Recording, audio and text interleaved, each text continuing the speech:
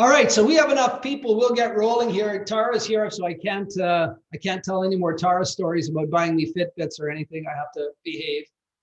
Yeah, she's shaking her head at me. There's a bunch of people who may not know us very well, so I'll do a brief introduction. Our company is called Inspired Outcomes. Tara and I started Inspired Outcomes in 2015 because we wanted to do NLP coaching and NLP training, right? So we stuck our flag in the sand and we said, we're an NLP company, which is a bit unique in the NLP community. A lot of people do neurolinguistic programming and under some other banner, some other name, but we're hardcore. We're an NLP coaching and NLP training institute. And Tara got her coaching certifications first. I got mine second. I was actually on my master prac course with Janet in 2015. It's kind of fun to see you here. And so some of the people online here are grads of ours. Some are not, some are brand new to us. But what do we do? Inspired Outcomes itself is an NLP training institute. We run courses. We run NLP practitioners course.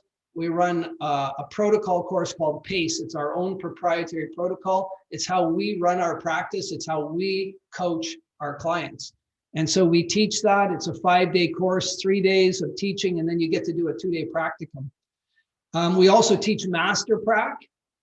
We also teach NLP Master Prac, and we're God and COVID willing, we're going to run a 14-day live NLP Master Practitioners course this summer.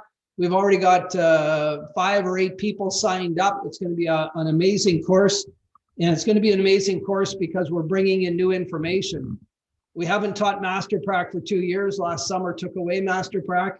And Tara and I have been adding new information to our Master Prac repertoire, partly included from her studies in integrative medicine and partly from my deep dive into trauma and all the neuroscience around trauma. So we're really excited about our Master Prac this summer.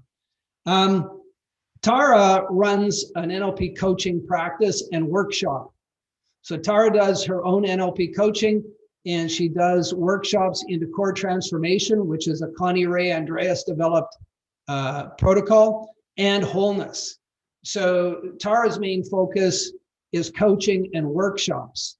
I run a trauma practice. I run a dedicated trauma practice, and I run trauma-focused NLP courses, which is a 10-day amalgamation of NLP practitioner and our PACE course into a highly focused, totally focused, dedicated course on how to use NLP clinically to overcome trauma. And I also recruit and train psychotherapists to join a collaborative to treat people with trauma. And Paula Eagles is on with us. She's one of our psychotherapists tonight. Hello, Paula. And yeah, so Inspired Outcomes itself is the training institute. Tara and I are the trainers within that institute. Tara runs an NLP coaching practice, mostly working with women and doing workshops, and I run a trauma practice, collaboration, myself and psychotherapists. What else? So if you're new to NLP, so some of you may be new to NLP, you came because you got an email about Dan being here tonight. I welcome. The NLP journey starts so many different ways. You might attend a workshop one of us is hosting. You may work with one of us as a client and then get interested and say, I want to learn more about NLP. And if you do that, then you could attend an NLP training. So any way you enter the NLP world is great by us. And it really is a journey. A little gratuitous pitch here while I have an audience. If I have an audience, I'm going to do a pitch. I can't stop myself. It's just in my blood.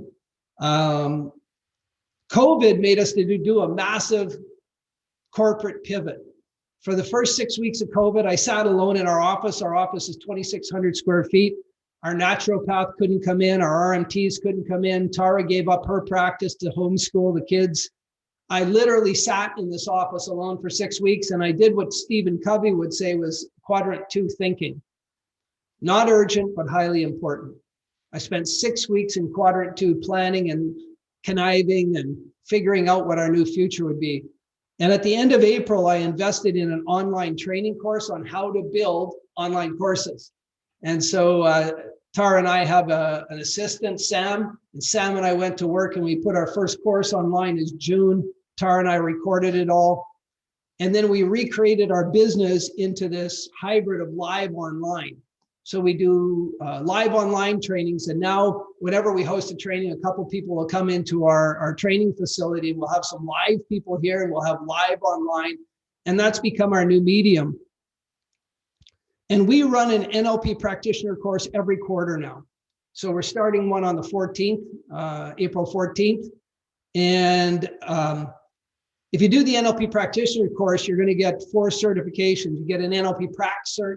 It's an 8-week course, NLP Prac Cert, Timeline Therapy Practitioner Certification, an Introduction to Hypnotherapy Certification, and an NLP Coach Certification. Over and above that, you are going to get access to the Abundant Coach for 6 months. Tara and I have created a vault. We call it the NLP Practitioner Vault. You get lifetime access to the vault. So if you want to renew techniques, you get access to that. And then Tara and I have thrown in on this one. So if you take action, if you reach out to Sam, and I'll put a link in on the chat later. If you reach out to Sam, our assistant, before Thursday and say, hey, I'm interested in taking the course, and you take action, Sam will provide you with a financial incentive, and I'll provide you with up to 2 hours of free coaching. So if you have an issue you want to deal with, I'll throw in 2 hours of free coaching after you've done your practitioner course. And my rack rate's $250 an hour. So I'm throwing in a $500 bonus if anybody wants to sign up and do prac. So there's the whole enchilada. Now, Jeff, you're signed up already. Judy's signed up. Most of the people here, a lot of people are signed up already. So that's all good. What else do I need to say here? I think that's good. So that's we're good. really, sorry? That's good. Oh, cool. So we're really excited. Tara and I changed the format of the Abundant Coach. And the Abundant Coach was a place where we provide a format where we can go into deep dives into NLP. Because when we teach NLP, there's so much material to teach and everybody has so many questions. I just can't answer them all, and I can't let the conversation go that way because we'll never get through the material, right? And it causes some frustration. So Tara and I thought, let's do every Thursday night. We take the third Thursday of every month off, date night, Tuesday night. Every Tuesday night, let's get together at 7 p.m. and have a conversation for whoever wants to join us into a subject on NLP. And then we changed it. We said, let's bring in some keynote speakers who embrace NLP, but bring in a broader perspective. So the format for Abundant Coach right now in sequence will be one night, I'll be headlining something in NLP that I really think is important. And then the next Tuesday night, Tara will introduce something that she's really motivated by, something that she thinks needs a deep investigation.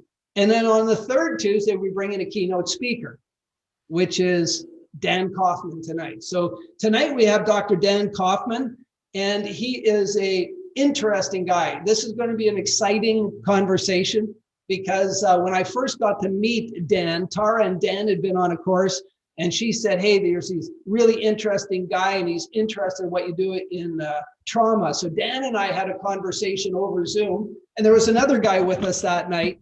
And there was a real fast connection because there's this just overriding attitude, this overriding belief in possibilities, what's possible, and not stuck in dogma. I think 20 years from now, Dan, when you write your next book or 2 books from now, you'll write a book like Robert Sapolsky because you're thinking like Robert Sapolsky. Robert Sapolsky, although he's a biologist, he's inclusive of all. He thinks about all.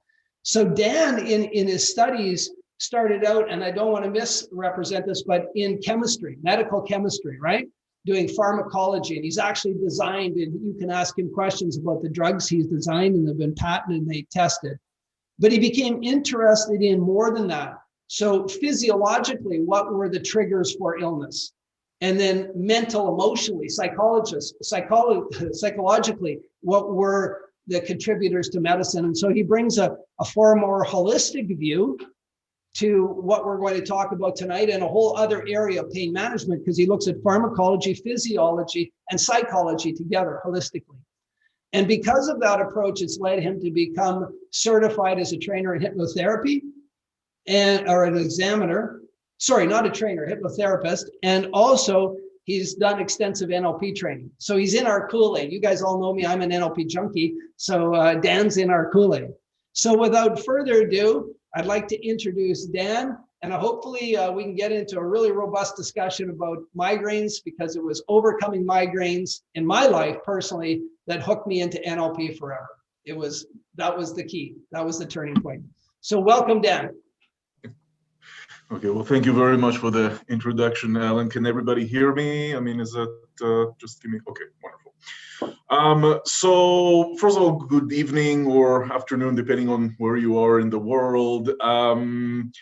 Just before I begin, kind of like I'm just gonna say something. First of all, I don't know any of you, but just to give a little bit of a brief intro of where I come from. Right now, I'm a research assistant professor here at University of Utah, Department of Neurology, and my research is predominantly about the correlation between stress, affect, and migraine in males versus females, but now also broadly look at musculoskeletal, chronic pain, and fatigue. And I just want to say that when I was asked to talk tonight, I'm like, well, I'm not sure exactly how to tackle that, because on one hand, I'm coming from this really pure basic science kind of, a very deep scientific medical kind of background, but I'm like, hopefully I'm not going to bore these people.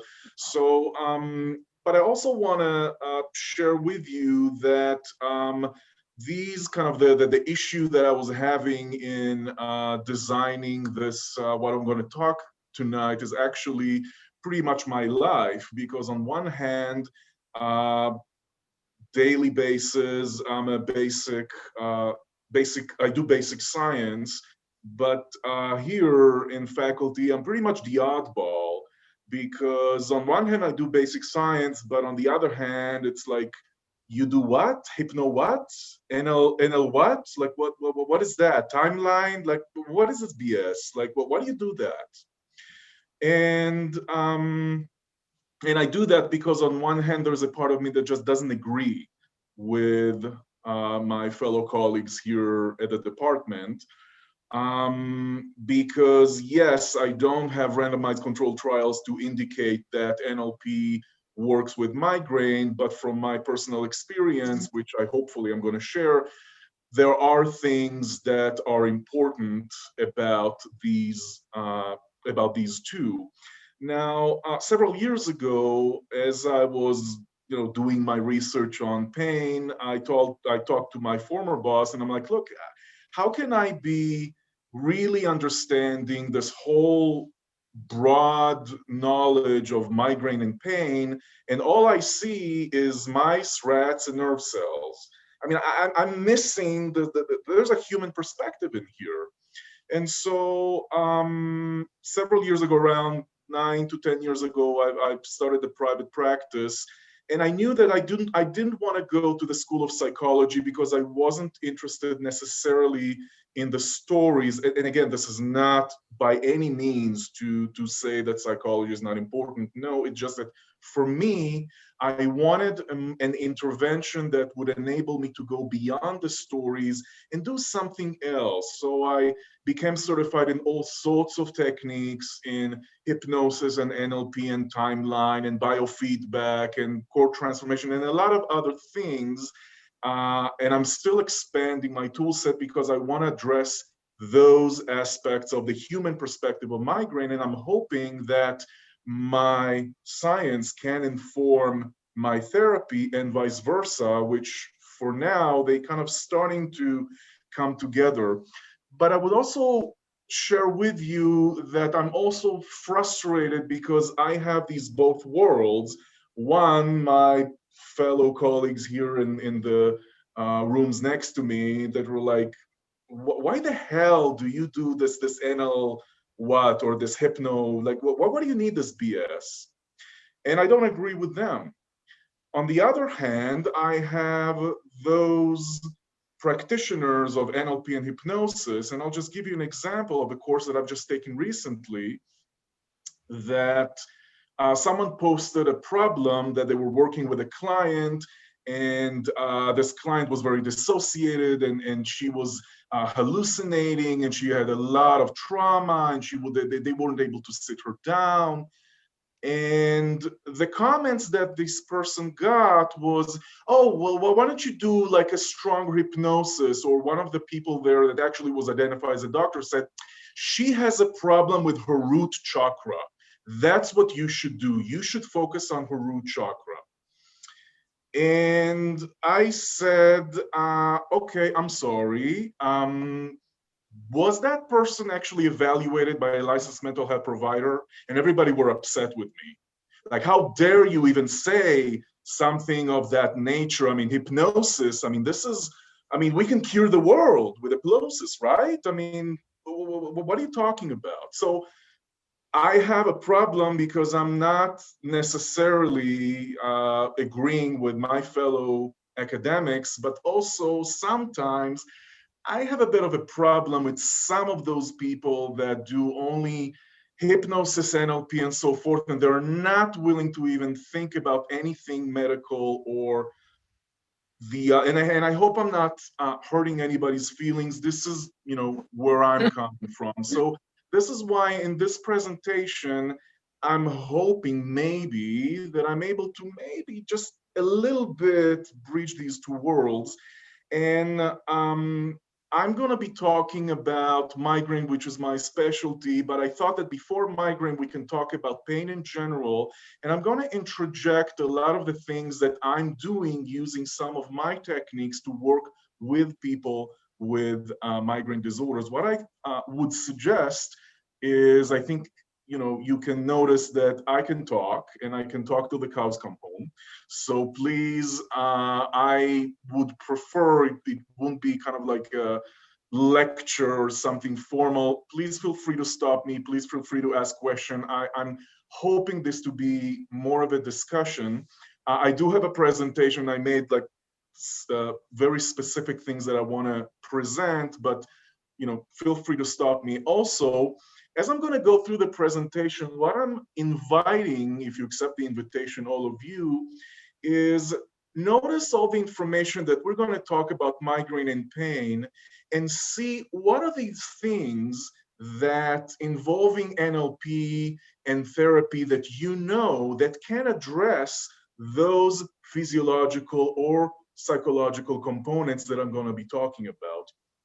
If I'm looking at the aims, kind of like in general, what I'm hoping to achieve in this presentation is I'm hoping to give all of you some background of the physiology of pain, some important aspects of the difference between acute and chronic pain, some important information about migraine, the physiology of migraine, a lot of the things that are the misconceptions that even doctors are making wrong assumption about what migraine specifically is. But mainly, I'm actually looking forward to more learning from all of you, because we're going to get to a point in this kind of talk that I would stop the presentation. I'm going to ask all of us, and this is why I asked Ellen to bring this whiteboard, that based on everything we've talked about, let's sit all of us with all of the knowledge that you all have, and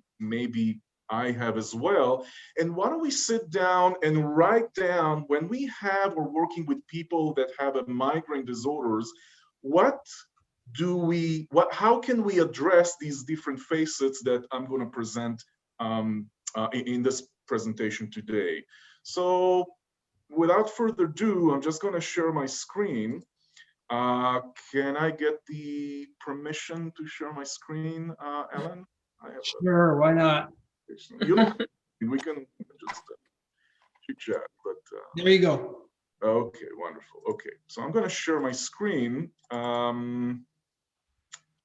Okay, just please give me a thumbs up that you can see my screen. Can everybody see my screen? Good. Okay, wonderful. Okay, so what I would like to talk about today is about chronic pain in general, migraines, and what is it that we can do about it from our perspective. I admit I prepared a lot because I'm kind of crazy that way. So I know that I have only an hour. I understand that maybe I have a little more. Kind of really kind of help me orient myself. If I need to move forward faster, I'll move faster. If there's anything in particular in this presentation that you want me to expand on, please let me know. I mean, again, I can talk for hours. So anyway. I would like to start talking about pain in general, the definition, talking about the physiology of pain signaling, and what is the difference between acute and chronic pain, or what is the problem with chronic pain. Then, after all of us are experts in pain, we can talk about migraine, which is a specific form of pain, but also has its own characteristics.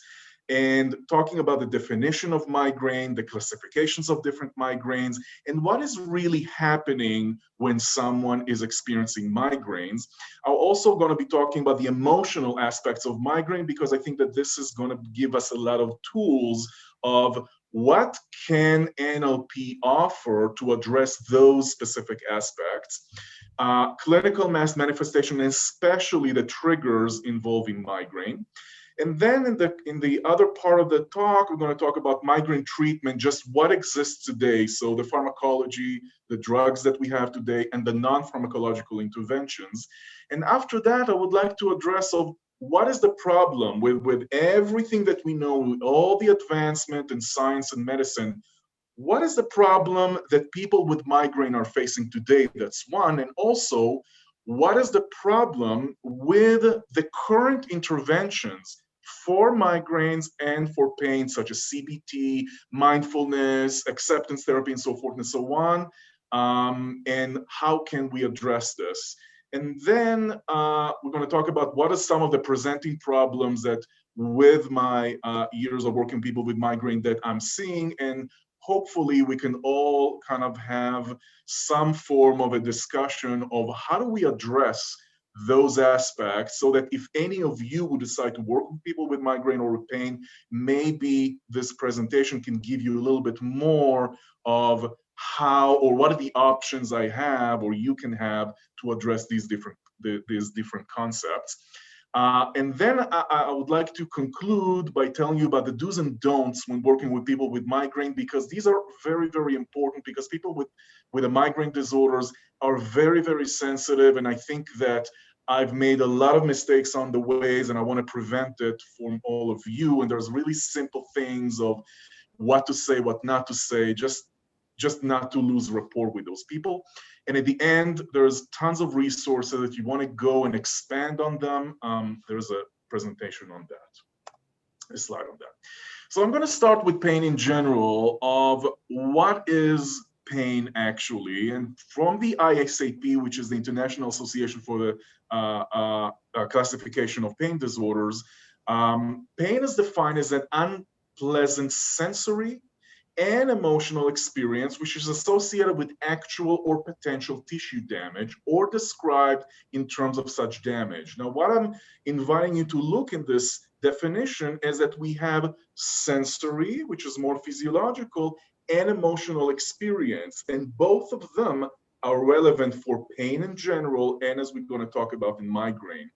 But what I want to introduce you to also is the fact that when we have someone that comes to our private practice and they have some form of pain disorder, it's like immediately, and I know that as a therapist myself, I wanted to immediately take the pain away from them. Let's just take the pain away from this evil pain, this horrible pain. I hate that. Let's just knock this pain away.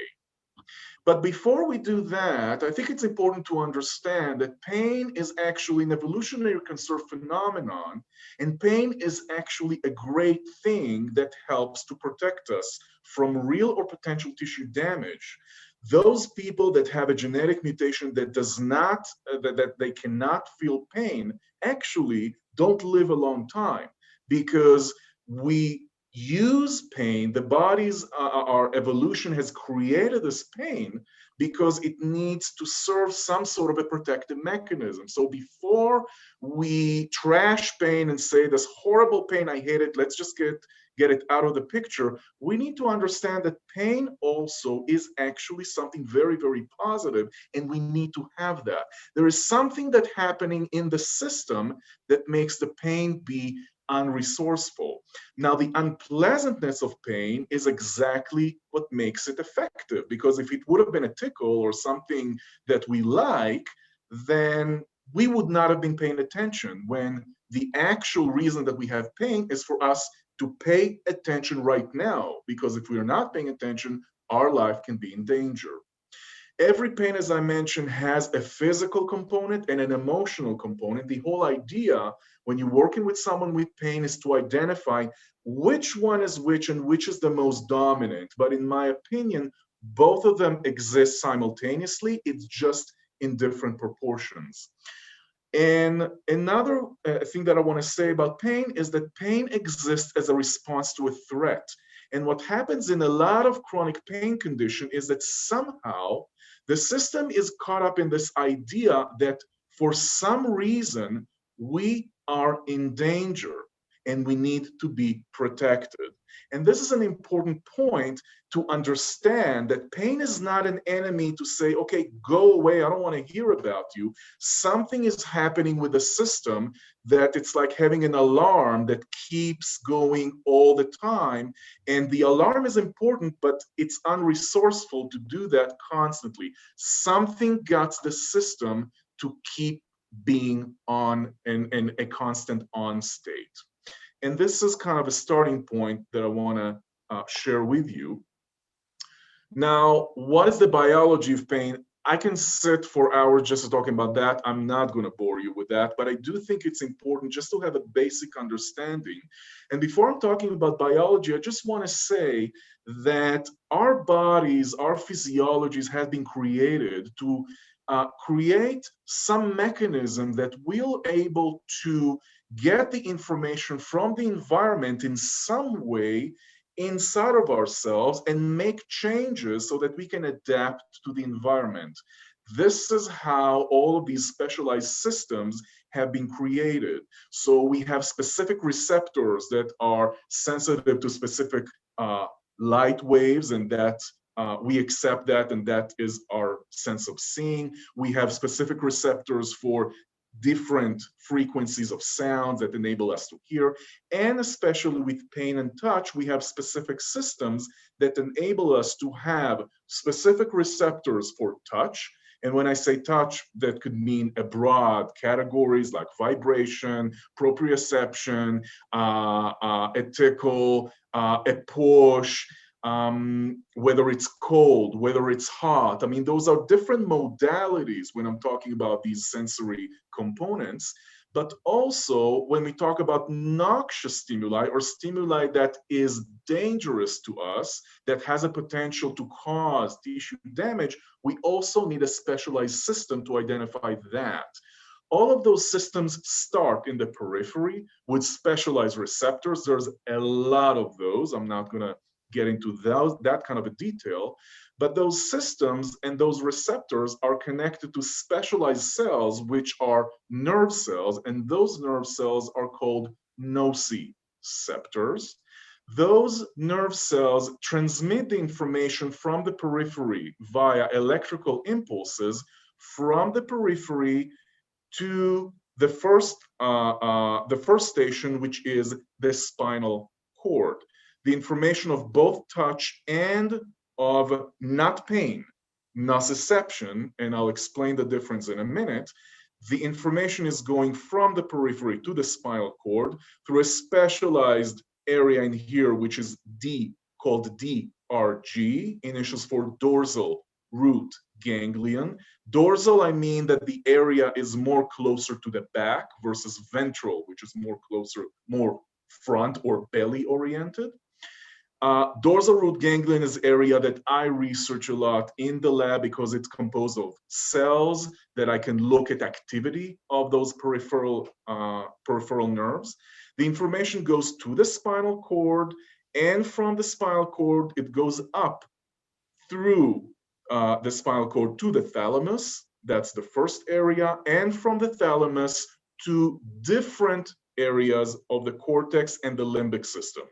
One of those areas, which is the sensory cortex, enables us to identify that the pain is in my foot, in my hand, in my elbow, and so forth and so on, because we have the representation of the body in the sensory cortex.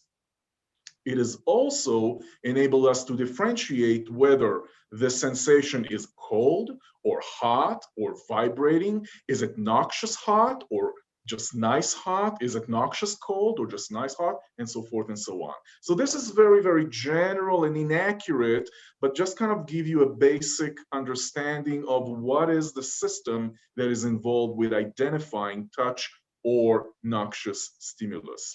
So just to talk about that, as we mentioned, when we talk about pain, pain always starts with what we call a danger signal. These danger signal, which is involve the activity of those nociceptors, always originates in the periphery. These signals are interpreted by specialized system, which are the nociceptors. The information is going via electrical signal to the spinal cord, and from there, these danger signal reaches the brain and is being evaluated. Pain only exists after there is a multiple evaluation in many brain areas to make up a story of whether we are in danger. Then this signal is interpreted as painful or not. There are many brain areas that are involved in this interpretation. They're called the pain centers or pain metrics or ignition nodes, depending who you read. And what is important is that the experience of pain involves the simultaneous activity in all of these different brain areas to get into a specific story.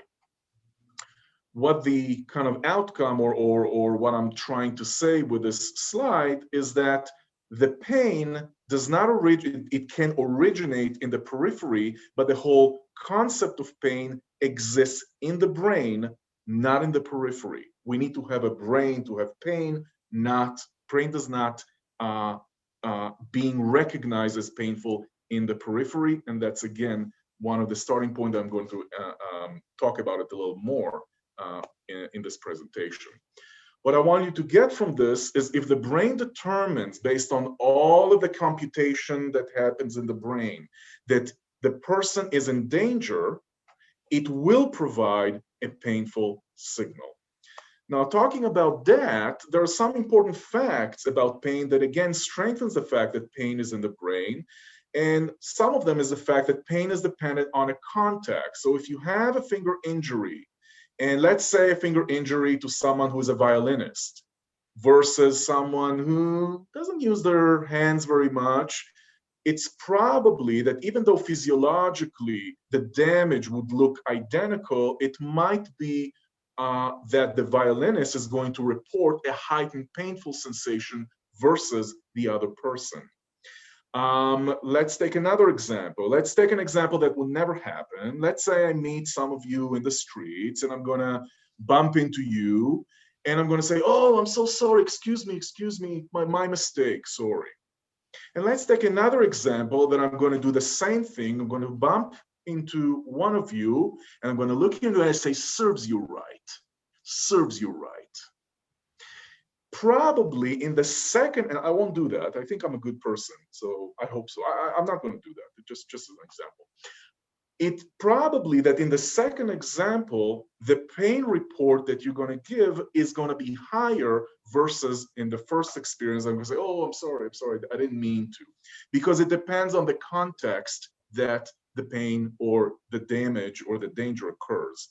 Nocebo effect is something that is really well known, that if I'm going to do even something that is not going to be painful, like sticking an electrode or something, and I'm going to say, oh, you know what, don't worry about it. I'm just going to stick this electrode. It's really, you're barely going to feel it. Or if someone's going to take blood and the nurse is going to say, oh, don't worry, it's just going to be a teeny tiny pinch in your arm and it's going to be done with. Versus I'm going to say, oh, you know what? Okay, take a deep breath. This is going to hurt.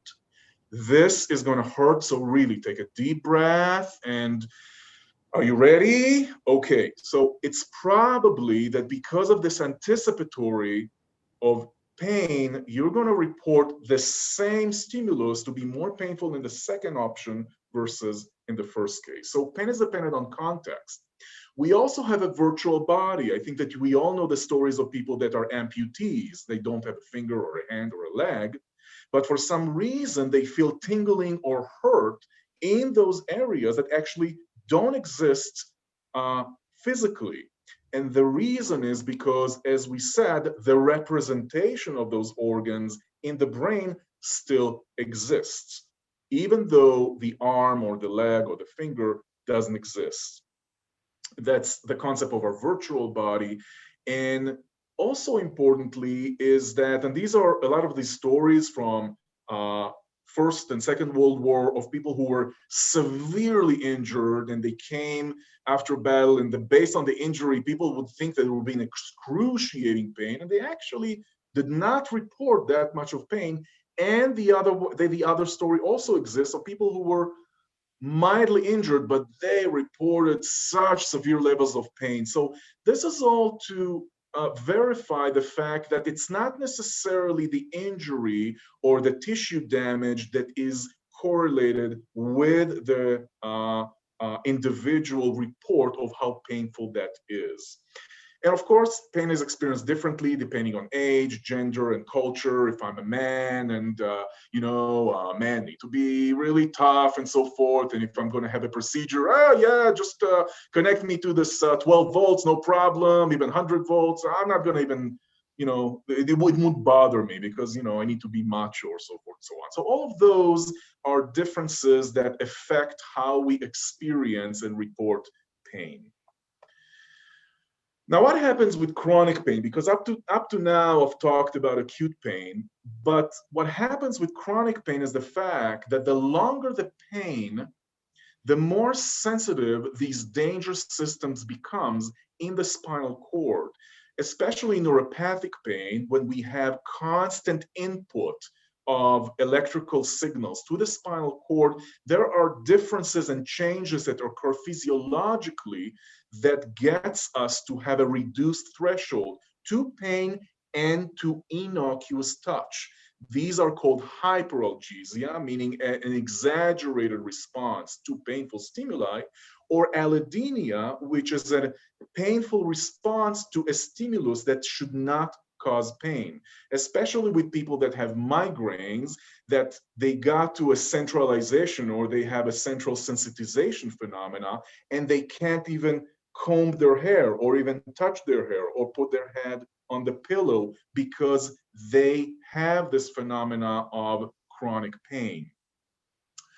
What happens in these cases is that this increased sensitivity in the spinal cord transmits information to the brain, but this information is no longer accurate about the danger. Remember, we talked about the fact that pain exists as a response to danger. So there is a danger, then I have pain.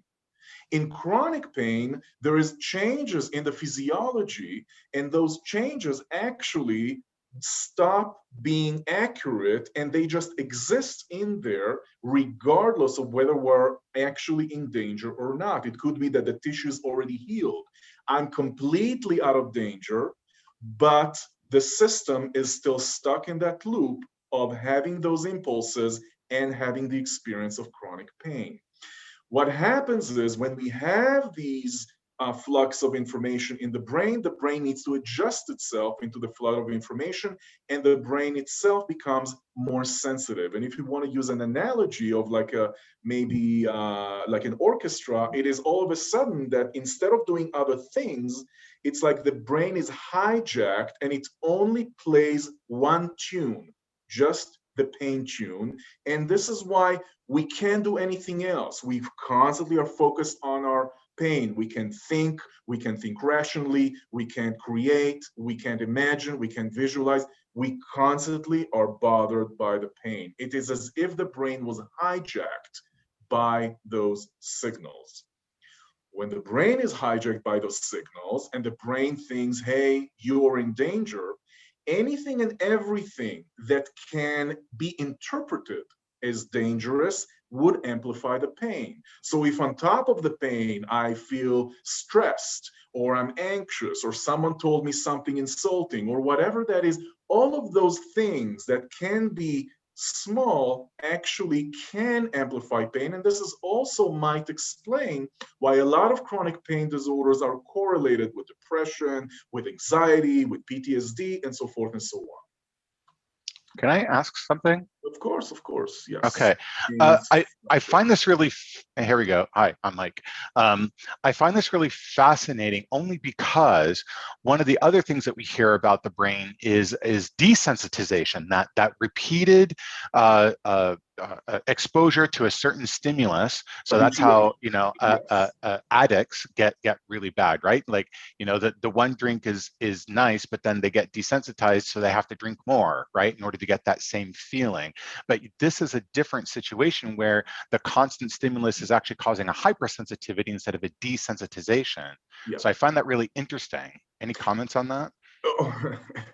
Actually, I have more comments on it than I can actually talk about in this lecture, because what you introduce is the whole concept of addiction. When we talk about addiction and the reward circuitry involving three brain areas, prefrontal cortex, nucleus accumbens, and ventral tegmental area, never mind, I'm probably, babbling. But what is important is that those changes are actually physiological. The accumulation or the consumption of that cocaine or drug or alcohol actually gets changes in those receptors, in those brain areas to seek more reward. And again, what I've said right now is teeny tiny fraction of inaccurate information of something that is a huge topic that I can spend actually 2 hours just talking about that. However, you are correct in saying that the brain is plastic, meaning that it is adaptable, which is relevant to what we're doing, because if, as you say, the brain can on one hand become desensitized, or in pain become hypersensitized, that to us indicates that we can create changes. The brain is not something fixed.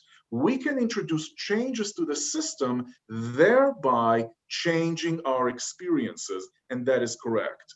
Habituation, which is a different component, is, for example, the shirt that I'm wearing, or all of you wearing. Before I mentioned, does anybody feel their shirt on their bodies? Probably the answer would have been no, because we get habituated. The brain cannot constantly being concerned with each and every stimuli. It needs to conserve energy, so it habituates with things that are repetitive. But this is a different story compared to the addiction story.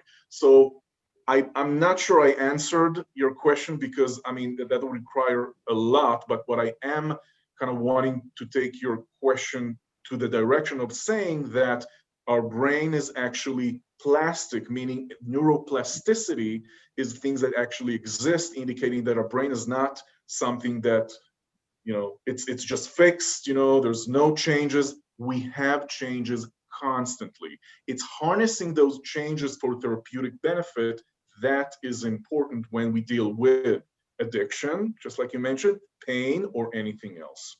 Did Awesome. I kind of... That's awesome. Thank you very much. That was great. All right. So, okay. So now that we are experts in pain, let's talk a little bit about migraine. And I want to start by saying that we hear a lot in the common jargon: he gives me migraine, or she gives me migraine. My kids, oh my God, they're all over the place. They give me migraine. My mother-in-law, God help her, she can't stop talking. She's giving me migraine. But the fact is that not every headache is actually a migraine. And this is my starting point in here. So before I continue, does anybody in here knows what is the difference between a headache and a migraine? I'm not testing you. I just want to kind of have a conversation more of a... Anybody knows the difference? You can even just, you know, just guess, you know, let's just have it fun and interesting. Someone in the chat. Okay. People don't know. Okay, I'll just continue. Hey, Dan, this is Alan. Uh-huh. Symptomologically, I always say that I had migraines, and symptomologically, my migraines always started with an aura. I always got a visual aura. And then shortly following that, I would get intense nausea, leading to a period of wrapping myself around a toilet bowl, Okay. followed by exhaustion and a long period of sleep. And in that period, there was, after the aura and somewhere leading up to the nausea and through the vomiting, often intense pain that seemed to correlate with movement. It would spike with movement, it would spike with pulse. And it seemed like my blood pressure was elevated. So those were my symptoms. And I always got the aura. That was the warning. That was like, yeah, you got 60 seconds to sit down. Okay, fabulous. So you're right. And Ellen mentioned several important things that I'm going to talk about. You mentioned the aura that I'm going to talk about. You mentioned the nausea that I'm going to talk about, and the head pain. People wrote in the chat that the migraine is a type of headache. Wonderful, that is true. There are also cluster headaches and tension headaches. That is very, very true. There is a difference between cluster headaches, which are horrific, tension headaches, which are different, and migraines. So without further ado, let's go ahead and explore what migraine is. Let's assume we don't know what migraine is. Let's assume you have a person that came and they have a headache. They don't know if it's a headache or a migraine. These three questions are very, very simple. It would give you a very, very brief, inaccurate, but still brief understanding whether you're dealing with just a headache or possibly a migraine. And those three questions are you nauseated or sick to your stomach when you have a headache? Has a headache limited your activity for a day or more in the last 3 months? And does light bother you when you have a headache? Just these three questions, if someone answers yes to 2 out of these 3, there is above an 80% chance that we're dealing with a migraine. If they said yes to all 3, there is a more than 92% chance that we're dealing with a migraine. Again, this is inaccurate, but it's just kind of like a little tool to help you at least get some basic understanding. Is it just a headache, or can this be a migraine? Now, but let's look a little bit more about what migraine is. There is a migraine classification, the ICHD, International Classification of Headache Disorder 3. Now also there is number 4 alpha, which is a new classification, kind of like an improvement of the current classification that exists.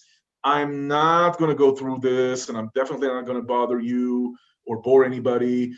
If anybody's interested, there is a wonderful 180 pages of the ICHD-3. If you can't sleep, forget NLP, forget hypnosis, read this 180 pages. I guarantee you'll sleep in an instant. It is as boring as hell.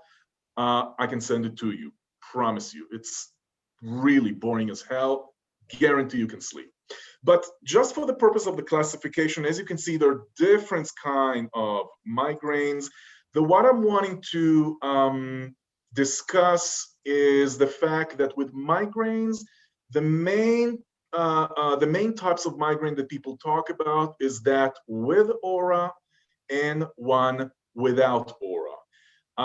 Usually migraines with aura exists in about 1/5 of migraine sufferers, and I'm going to talk a little bit about that. Someone said retinal migraine. Yes, retinal migraine is definitely a component of migraine with aura. I don't want to go too much into that, but again, just from this slide, there's a lot of different kinds of migraine. But what I do want you to get from this is the fact that migraine has several characteristics.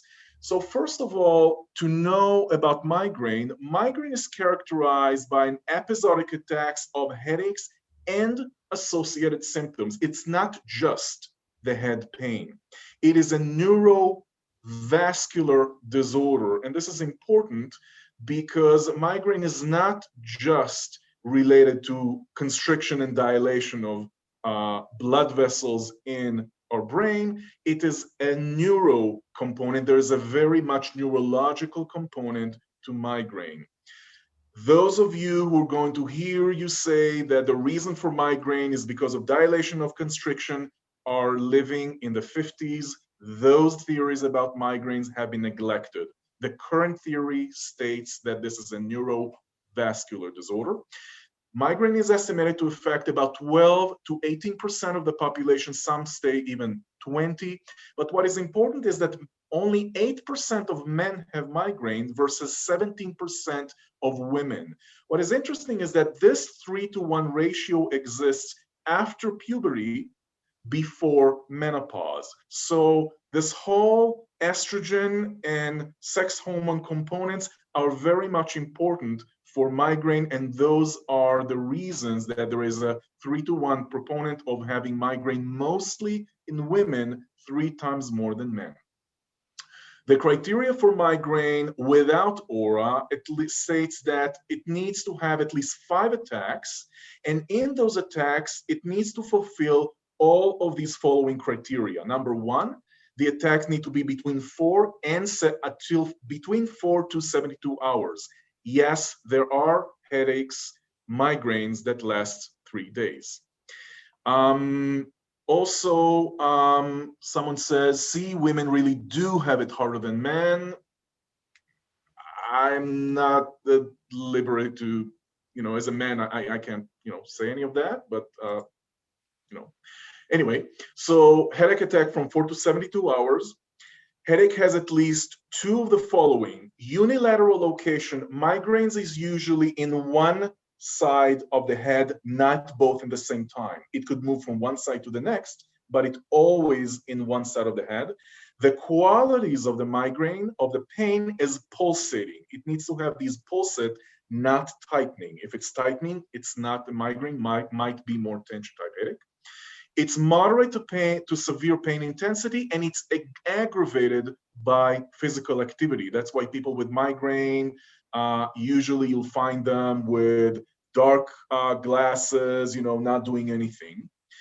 More importantly is that during the headache, at least one of the following: nausea, vomiting, or both, and photophobia or light sensitivity, phonophobia, sound sensitivity, and in a lot of cases, osmophobia or scent sensitivity. So remember how Alan said that he had this aura, just like we talked, he had the nausea, and then immediately had the pain. All of those seem to be correlated with what we're seeing right here, right now. And I just want to say that if I want to use an analogy for a person with migraine, it's like if you take like the stereo system, you take the volume and crank it all the way up. They're sensitive to light, they're sensitive to sound, they're hyper emotional, they cannot do any physical activity. You will see them usually with a migraine attack with a blanket over their heads, sunglasses, even though it's completely dark, even if it's night, in their rooms, no sounds, no nothing, just kind of curled up. That's the typical person with a migraine. They're not faking it. It's really an increased sensitivity to all of those stimuli. Talking about this aura that Ellen mentioned, when we say aura, usually we're meaning a change in some sensory perception. Those changes usually last 5, or it could last up to 1 hour before or during the migraine. The typical auras are visual, as I'm going to see in the next slide, but you have other forms of aura. It could be visual, it could be sensory, meaning you have some tingling sensation. Speech disturbances also can be attributed to aura. There's motor disturbances, brainstem, retinal. I don't want to get too much into it. Mostly what is important about aura is that it accompanies or followed by a headache. When we talk about these auras, the way that it typically looks like is that if you can look at these 2 pictures, and Alan, you can tell me if this kind of maybe looks similar to what you've experienced, but you have these bright lights in the periphery. Those are called scintillating scotomas. And what is important is that in the middle, there is a blind spot.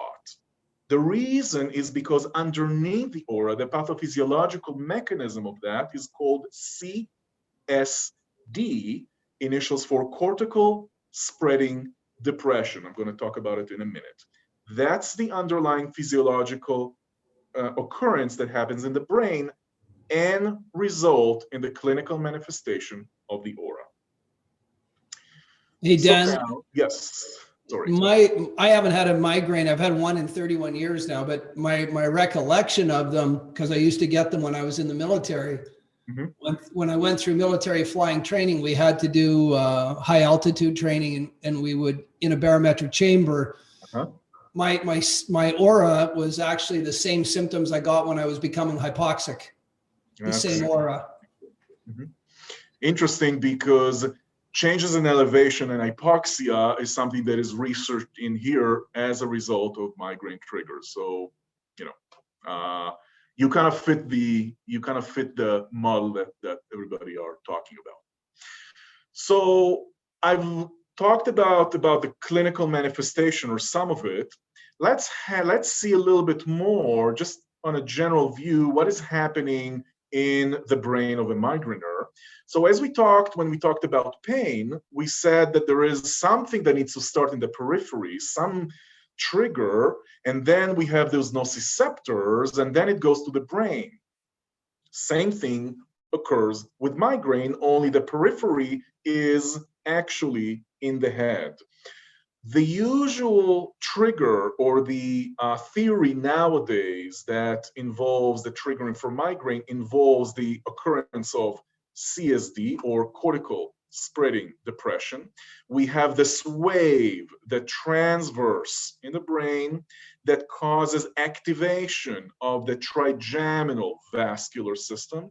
The trigeminal system is the fifth cranial nerve, shown here in pink. We have several branches in here. That branch that got sensitized, which is the ophthalmic branch, gives the information to the brainstem. The information goes from the brainstem again to the thalamus, just like we talked in pain, and from the thalamus to the sensory cortex and other areas of the brain. This is what is happening in the brain that explains migraine. However, what is important to know is the fact that this migraine pain signal is not just sensory. It is also going to other areas of the brain that are responsible for other components of migraine, such as affect regulation, motor function, visual, auditory, olfaction processing, memories, and so forth and so on. Why is that important? Because when we talked about the fact that pain and migraine, they have a physical but also an emotional component, the fact that people have anxiety or depression or stress or changes in mood, it's not just coincidental. There is a physiological basis to it. The fact is that those signals that goes to the thalamus also go to other areas of the brain, shown in here with the blue and green and red dots. And those areas, such as the prefrontal cortex or britofrontal cortex, anterior cingulate cortex, I don't want to bother you with all the terms, but all of those different brain areas that we mentioned are responsible for all of these components, such as anticipatory pain, anxiety, being preoccupied with the body, distancing from pain, and so forth and so on. So all of these components that are not just where I feel the pain, how is the pain? Is it hot, cold, tingling, vibrating? It's also the pain is cruel, the pain is punishing, the fact that I hate the pain, I'm anxious, and so forth and so on. This is a physiological basis for it. It's not just imaginary, and this is the whole emotional component of migraine. Migraine and chronic pain is associated with other conditions, such as general anxiety and depression. There is a bidirectional connection between the two. One exacerbates the other. When I have attacks of migraine that I can anticipate, normally I would feel anxious and I would feel depressed because I'm feeling helpless. I can't stop them. If I'm anxious and depressed and I'm getting a migraine attack, it's most probably that I will report my migraine to be more severe. So there is a bidirectional correlate between these two. Stress and emotional stress, and that was actually my research to look at the correlation between the two. Stress has been shown to either trigger or exacerbate a migraine attack. Also, therapeutic modalities such as biofeedback, CBT, and other that has been researched that were addressing stress management have been shown to contribute to improvement of migraine and also chronic tension type headaches, which is a different form of cephalic pain.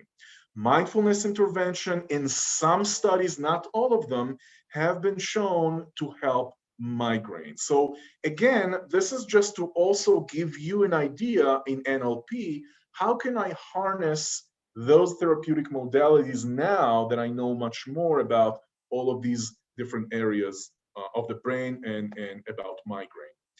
Just to wrap it up, just in terms of the migraine part, is the clinical manifestation of migraine starts with premonitory symptoms. Usually people before a migraine, they know either hours or days before they have a migraine, they know a migraine would come. Not necessarily because of the aura, because they have some form of changes, either psychological, they start to be irritated or depressed or hyperactive, or something typical occurs and they get to know. Neurological, they have a difficulty concentrating. All of a sudden they are sensitive to light or sensitive to smell. And systemic, there is stiffness or coldness. Some people all of a sudden have food cravings and so forth and so forth and so on.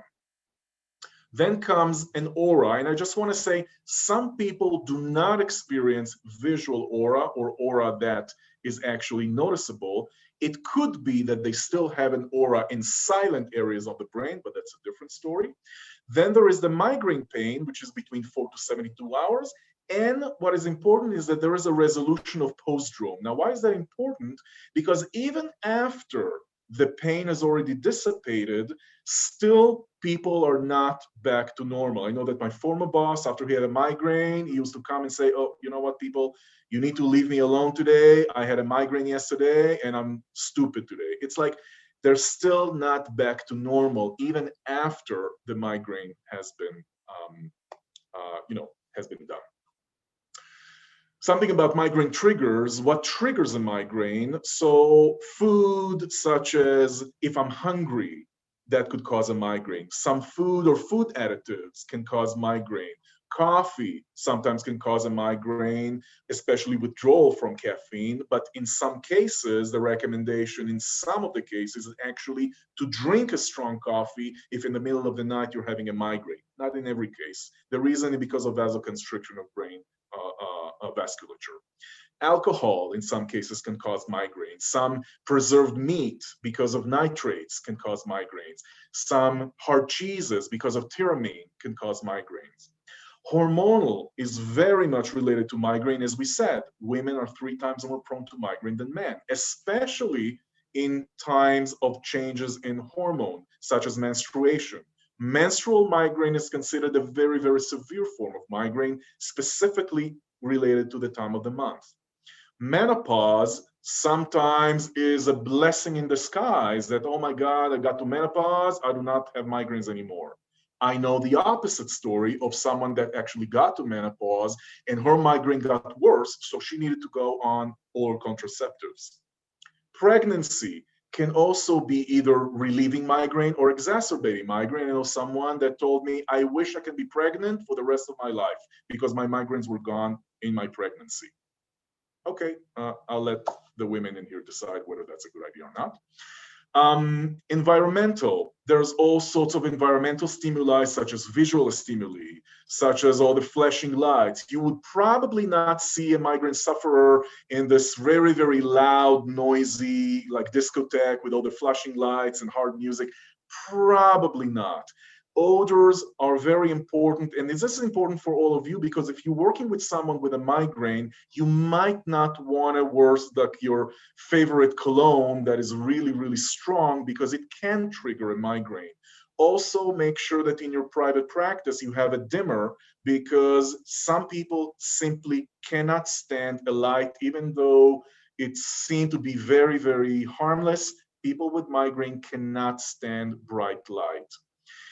And most importantly, stress, trauma is related to migraine. Stress in itself is related to migraine. Anxiety has been connected with migraine. PTSD has been linked with migraine, so forth and so on. Those triggers sometimes are easy to identify. In other cases, they are not easy to identify, and this is where I want to go next. But however, I've been talking for a while now. It's pretty much 10 after 8 or 10 after 6 in here. How much time do I have left, Ellen, just to make sure that I'm not We normally take this session to 9, Dan. So you literally have another 50 minutes. So if you talk for 15 or 20 more, and then 30 minutes Q&A, brilliant. Okay, all right, okay, fabulous. So I don't have too much, but I just want to, okay, thank you, Ellen. So I just wanted to state about the migraine triggers. Now, something that is important to discuss is the fact that identifying the migraine triggers can be very tricky, because in some cases, the triggers of migraines are physical, like some form of food or so forth, and that's relatively easy to identify because people have migraine diaries. I'm going to talk about it in a little while. However, and this is where all of you come in, sometimes the triggers are very difficult to identify because they're emotionally connected. And I'm giving you some examples of possible triggers that I've identified and helped the people that I've worked with. So one client, and these are real clients, she came to me after being referred to me by her psychologist. She has chronic migraine daily for a long time. This is, I think, the toughest case I've ever had. This woman, who is a beautiful woman, was born and has been abused from day one till now. She, at the age of 4 years old, was brutally raped by 3 men. She was abused and raped at the age of 4 by 3 men, at the age of 7, at the age of 11, at the age of 13, at the age of 17. This woman had no concept of what it's like to feel good about yourself, like ego strengthening or imagine what it's like to feel good. She has no concept. She does not know what that is. In her case, her past traumatic experience and inability to relieve some of those that hasn't been resolved were affecting her migraine. After several sessions with me, she went down from daily to 3 times a month. I don't know where she is right now. As far as I'm concerned, I told her, I would assume that what I'm advising you is to actually reclaim yourself, because she has no concept of what it's like to feel good about herself. This is one of the cases that past trauma has been linked with, or at least relieving some of the trauma was helping her with her migraines. Another example, this client is actually a doctor. She loves doing core transformation. She has a mixture of migraines and daily headache. What we identified is the fact that she took on herself all the world and everybody on her shoulders. She is a very, very high functioning doctor.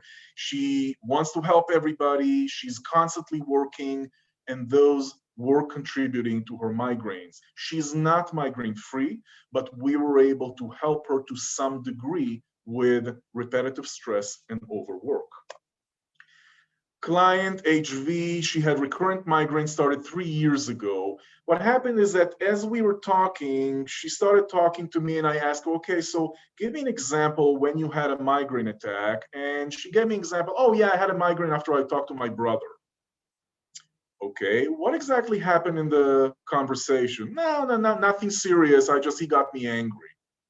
Okay, so I continued talking, and I was like, okay, why don't you tell me a little bit more about it? And after a little while, she said, I felt as if I don't have a voice. That was correlated with a childhood experience of not having a voice with her mom. Feeling of unsafety was very much, in her case, a migraine trigger that we were able to identify and work with. 2 clients. I'm in Salt Lake City, and there's a lot of people who are Mormon or Latter-day Saints, believe in that religion.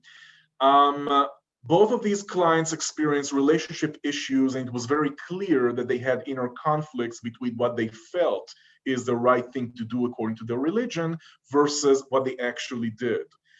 It was very much understandable that these inner conflicts correlated with inner stress, and what I was able to help, at least TJ, the second client, her migraines were reduced. The first client, TT, what happened was that she fell in love at the age of 19. She had sex before marriage. In her mind's eye, she is a sinner who was destined to go to hell, and she did not, and she refused to forgive herself for that. As far as I'm concerned, that was relevant to her inner stress. She came to me with a list of medications that I was pretty much horrified. I wasn't able to help her. I'm just, saying the truth. Client ET did not have migraines, but he had recurrent back pain. This client actually came to me after going to every doctor for, I think, 4 years. He'd done every intervention out there, MRI, CT, changed his diet, did everything physically. After the second session, I did timeline with him, and we found an event that was relevant to his divorce, that after we relieved that event, he said, I was going through the day and I felt that this event didn't bother me as much. And he said, oh, coincidentally, my back pain still is there, but I feel that there is a reduction in it. Okay, I wanted to continue working with him. He refused, and I've never seen him again. In my mind's eye, it was very clear to me, and he also mentioned that he was not ready to deal with more of similar instances. But in that case, as far as I'm concerned, I feel that there might be a correlation between what he presented and his back pain. Last one, client PR, she's a 16-year-old. She came to me with a chronic migraine. What happened with her is that I identified that each and every time that she felt that her mom, or if she felt that there is a chance that she would be abandoned by her mom, she would get a migraine. She came after no medication was working. She went to surgery, nothing was helping. I wasn't able to help her because she just wouldn't do any of the exercise that I've given her. And it was very clear to me that she's using her migraine to keep her mom next to her. I wasn't successful with her, unfortunately. Another thing I want to share with this group is a comment that I got in my course that I was doing, because I'm currently teaching people with migraine and giving them tools to cope with their migraines. One of the comments I got from the course is, during the exercise, I experienced a sense of loss, grief, and aloneness, as pain can become something of a friend in a dysfunctional way. I wonder if this is something you'll be addressing at some point, since I've heard that said by others in workshops I've taken. And when I read something like that, it always gets me to wonder, if she says, and that's a woman, if she says that the loss, grief, and aloneness is experienced as I was doing an exercise for pain relief, and if pain can become something of a friend, I have to wonder, if I can address the loss, grief, and aloneness, can this help her with her migraine? That's an open question that we're going to discuss shortly.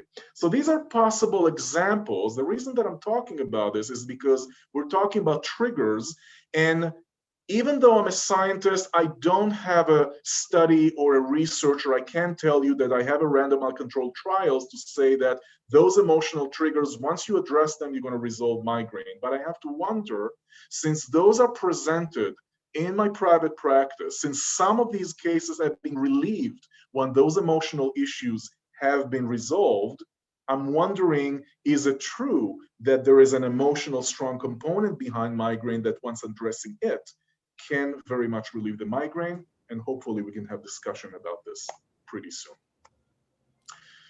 So now we've talked about pain, the physiology, we've talked about migraine, the definition, the triggers, the physiology, all of that. How is migraine being treated nowadays? So briefly, the pharmacological management for migraine usually is divided into two.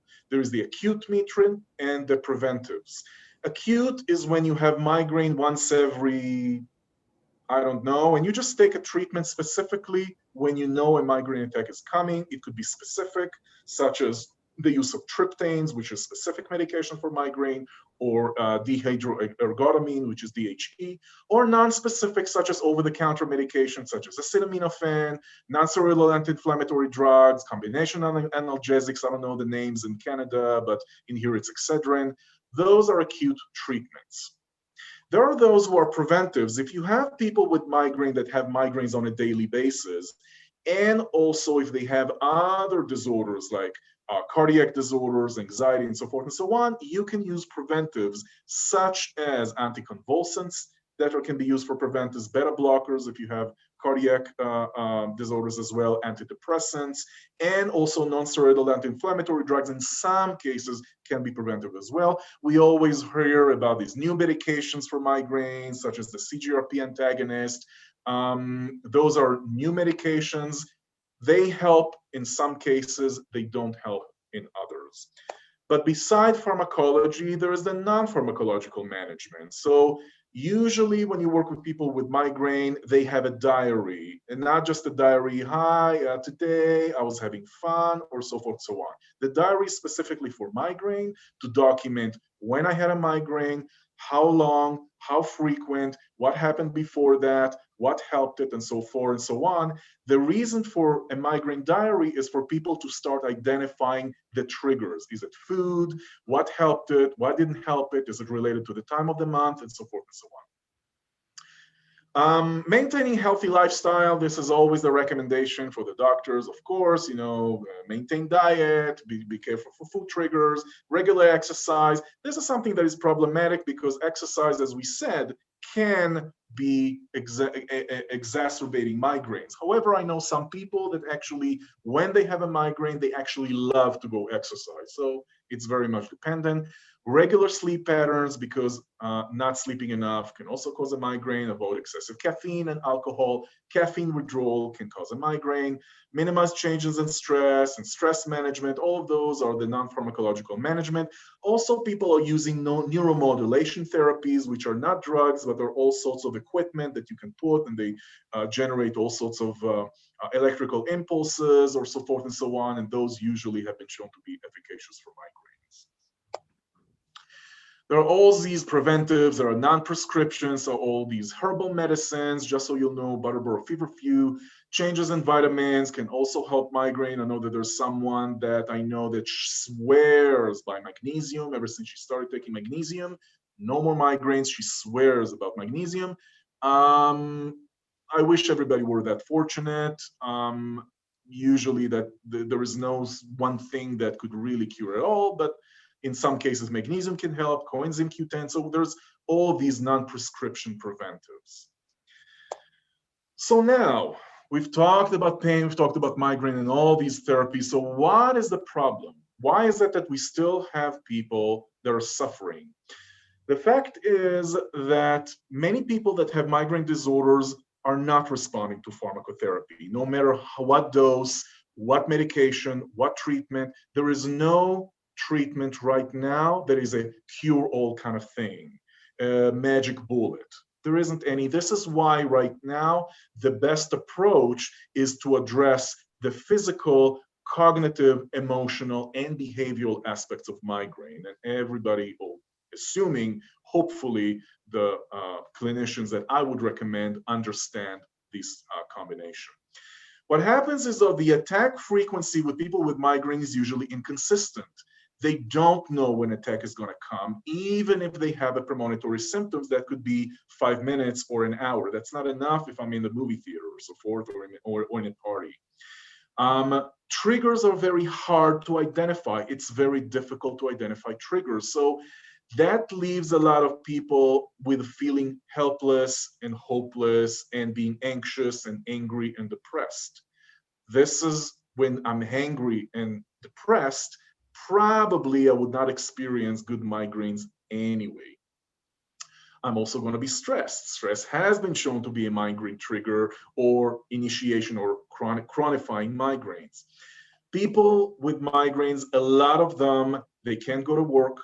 they can't go to parties, they can't socially engage, they're feeling very isolated. That includes a lot of loneliness. A lot of them don't have supportive families. That induces stress. Stress, we already know, can affect migraine, so it's a vicious cycle. A lot of people with migraines cannot participate in social events. They don't have a social network. And also, most importantly, migraine is very stigmatized. You can look at people, they look completely normal, and they would not believe that they have a migraine, but they are still suffering. A lot of them feel very misunderstood, very lonely. They're judged by their family, they're judged by their friends, they're judged by the health system. That you have a doctor that, oh, again, she's coming back, this medication's not helping, that medication's not helping. You know what? The hell with that. It's all in her head. I think she's just faking it. A lot of those occur, and I talk to them on a regular basis. This is the problem with migraine. And before we go on to discussion, I want to say that also, with all of these complementary approaches that are designed to help people with migraine and chronic pain, there's also still some of the problems. And I want to address this, what I'm going to talk about in this slide that has been taken from a paper by Lumley and Schubiner, that I very much resonated with what they're saying, because what they're saying that usually, even though we have a lot of intervention, and this is what we're going to talk about as NLPers or hypnotists, even though there's a lot of other complementary intervention, there's still not enough, and there's still some issues. And up to this point, there's a lot of debate on what is the optimal approach for treating chronic pain and chronic migraine. Some approaches such as CBT, cognitive behavioral therapy, mindfulness, acceptance committed therapy, they have good efficacy, but limited efficacy. And this is important because we have heard of all these studies of CBT, wonderful for pain, mindfulness, wonderful for migraine. But actually, when we look at it from a more scientific point of view, when we look at those studies, some of these studies have problems in it.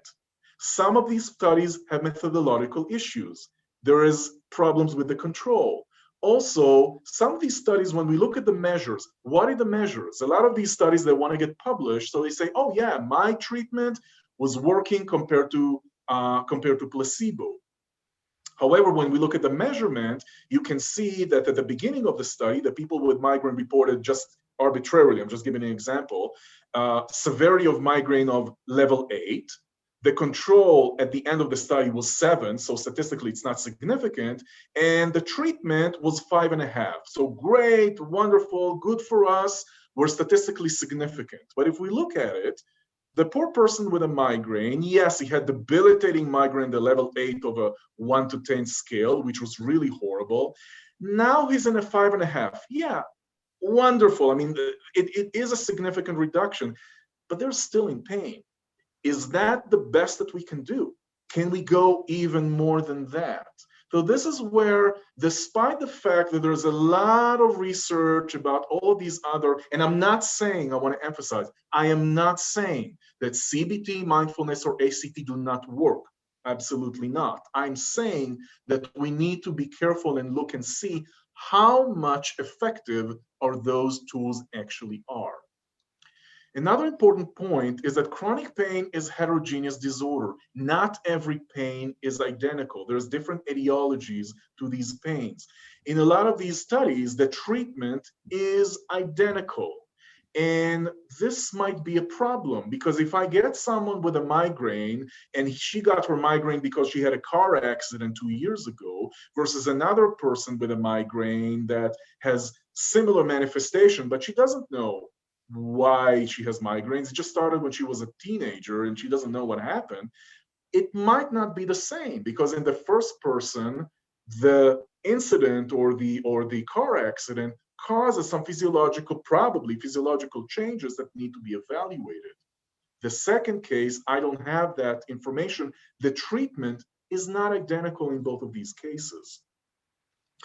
Also, something important is that there's a weak link between abnormalities of imaging and pain symptoms, and this is for chronic pain in general, because a lot of the time, and I want to all of us to be very, very wary and careful with the statement, but a lot of times when you have someone that is getting a diagnosis, you have a bulging disc, and that explains your pain, or they're happy, oh yes, I know the problem, I have a bulging disc, that's the reason for my pain, wonderful. I'm not gonna go to any hypnotist, like, well, what is that gonna help you? I have a bulging disc, what are you gonna do? Hypnotize my bulging disc away? The problem is that a lot of these imaging identification of these abnormalities are not necessarily correlated with the pain. They might be, but they might not be. There are a lot of people with bulging discs that do not have pain. So identifying what is the physical and what is the emotional is also very, very important when we're dealing with chronic pain. Adverse life experience, such as trauma and so forth and so on, in a lot of these cases is not addressed. It's more anticipated to cope with your emotions. Let's just sit with the emotion, which is great. It's wonderful, but sometimes addressing these adverse life experiences can be beneficial for further resolution of chronic pain. Also, another thing that I want to say is that in a lot of these approaches, it's about coping with the chronic pain. Just let's help you cope with that. None of them are referring to, can we actually diminish the pain? Now, I understand the problem because I can't, as a therapist, come and say, okay, let's, I'm Mighty Dan, let's just get rid of your pain. What do you say? I can't say that because I don't have a crystal ball. However, if I'm only going to be focusing on let's cope with the pain, I'm not actually thinking of whether there are actual techniques or approaches that I can diminish or reduce the pain. So this is, again, some of the problems that exist today with the current approaches. And I just want to say this paper by Lumley and Schubiner did a great job addressing all of those. If anybody is interested, I'm happy to share the paper with us. So what I would like or hope for us to do in the remaining time that we have is to have more of a discussion of when we have someone with a migraine, how can we help them? In this slide, I'm presenting some of the presenting problems. Some of the presenting problems is that people that come to you with a migraine experience debilitating headache pain. They have pain. They have negative beliefs about their pain. It will never go away. My life is over. I will never be better. They have all sorts of stressors that exacerbate their migraines, such as childhood trauma, workplace problems. They're being bullied or discriminated against, or the boss saying, you know what, you've missed so many times because of your damn migraine. I'm sorry, you're off. I don't want you here anymore. Healthcare, that, you're coming to me each and every week. I've given you every medication. I don't believe, I'm sorry. I think it's all in your head. You really, maybe you're faking it. Are you really trying to, do you really have a migraine, or maybe you're trying to get some compensation or something?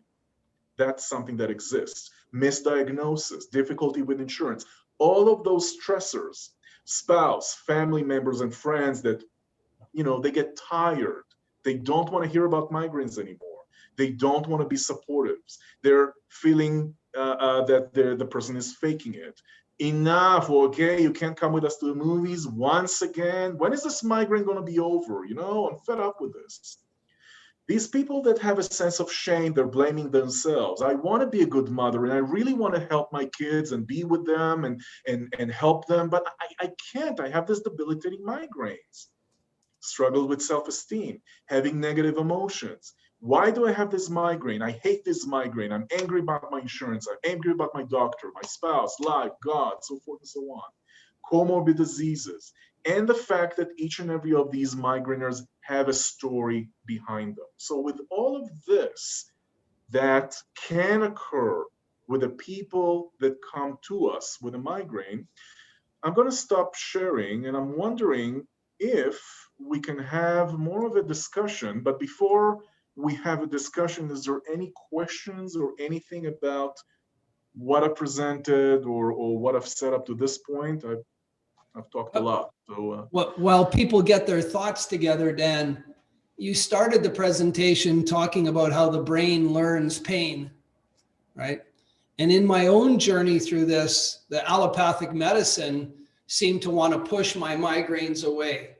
And of course, you know, NLP and timeline therapy, we believe in parts theory. So part of me gave me my migraine. And again, in our philosophical view of the world, every behavior has a higher purpose.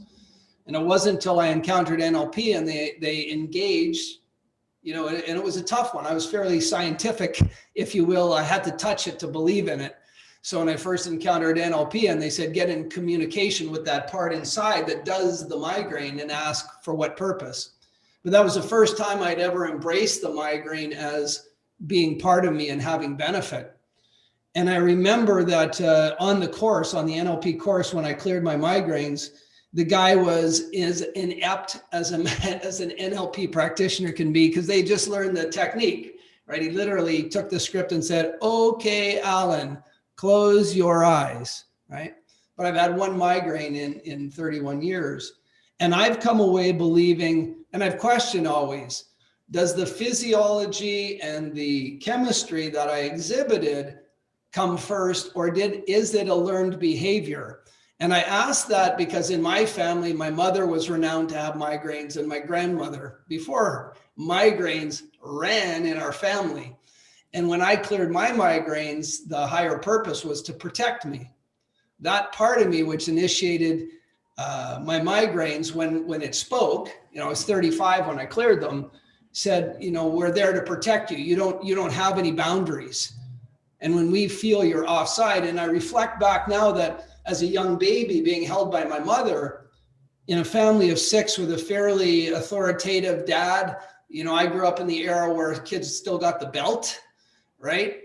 That when my mother needed quiet and solace, she'd get a migraine and go to bed. And I was here on her chest. And I've always imagined that I learned the behavior that when I want to be safe, I get a migraine, I become sick. Because as the youngest of 6 children, when I got sick, my mom put a bubble over me. Nobody came in that bubble, not brothers, not sisters, nobody. And probably I believe by 3, 4, or 5 in that imprinting phase, I had learned the behavior perfectly. And that, you know, if you read Dr. David Kessler's, the triggers, the salient triggers then started connecting to other triggers. My parents were smokers. So as an adult with migraines, you mentioned the olfactory triggers. I'd walk into a place with cigarette smoke and I could feel it coming at me, right? There was no reason to have a migraine, but I could feel it. I had to get out.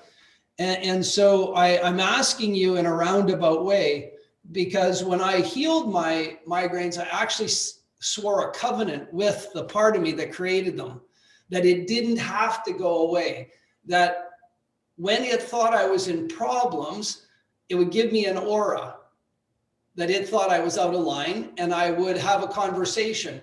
And during the work I did in that period of my life, I couldn't get a migraine. I couldn't stop flying the helicopter in some of the places I was in and lay down and go to sleep. It wasn't going to happen. And so I would ask for a period of time until I got home and I'd go to bed. And I, quote unquote, managed the migraines for probably 8 years. And over that period of time from 1990 to 1988, the auras kept getting smaller and smaller until I didn't get them anymore. And now I never get auras. I never get any symptomology. I never get migraines. So I'm asking you, with all of that in mind, what are your thoughts on learned behavior? Because in NLP, the thing I believe most about NLP, if it's a learned behavior, that's where NLP works best, because we can unlearn it and have new learnings installed. And that the learned behavior, same with chronic pain, right? And you mentioned, just as you did your summation about when you're going through your clients, some of them had events where they instantly started having migraines, and it's almost like a trauma effect, right? The amygdala learns in a nanosecond that it needs to be on guard. So what are your thoughts on migraines being a learned behavior that have massive secondary gain? So again, I mean, this is a like a big question, because it begs the question of what is a learned behavior, because our physiology constantly learns, and especially when we have polyvagal theory, that we have changes in our autonomic system that is below our conscious control. We have changes below the fact that we're actually conscious of. Our systems learn all the time and adapt and change. Our brains are plastic. So when you say learning, is that a conscious learning, or because every change in the system can be attributed to learning? So if any kind of change in the system can be attributed to some form of adaptation or learning, I would say yes, migraine is something that the system has changed due to all sorts of things. If we're talking about conscious learning, that someone consciously or unconsciously learned to create migraine, in some cases that is correct. So for example, that 16-year-old, she learned that when her mom is not around, she's in danger. So she will never be in a position that she's going to let her mom go away. And it was very clear also from her therapist that she is using her migraines to ensure that her mom would never leave her. So learned, I mean, I wasn't able to convince her. I started with actually working with her with anchoring some safety. There's all sorts of issues with that, but I mean, I guess that the short answer would be then, is it learned? It depends. It can be, but I mean, I'm sure there's many other ways of looking at migraine beside just learned behavior. So the answer is yes, it's a possibility. I'm not sure if I'm completely, answering what you expect of me, but. Yeah, that's good. Kara, I saw you put your finger up, so my sensory acuity, that means you have a question? Yeah, Dan, I think I know you because you're in a neuro-ophthalmology department, aren't you? Well, yeah, I belong to neurology, but I'm not specifically neuro-ophthalmology. Okay. You're saying neuro-ophthalmology, you probably are familiar with the Kathleen degree. Yeah, I was gonna see your name. Yeah, I was gonna see your name. I didn't recognize that. Yeah, so I'm because I work with I'm an eye doctor in London, and so I work with a lot of brain injuries and post-concussion, and I cleared my migraines, went away from something very similar to NLP, and I appreciated that. They just they were gone. Chronic migraines, right, once a month, and they were gone. Wow. And so I mean, so it was great, because I was like, oh, this is great. So that's why I went down the NLP pathway of clearing that. So I'm just kind of curious. So you are working with patients now? Is that what you're saying? So where are you finding your modalities? What kind of combination of what you do? Because I could say, like, this is my beef all the time. And most patients come in to me after already trying ZB2 for 2 years, and they've tried this for 2 years and they still have chronic migraines.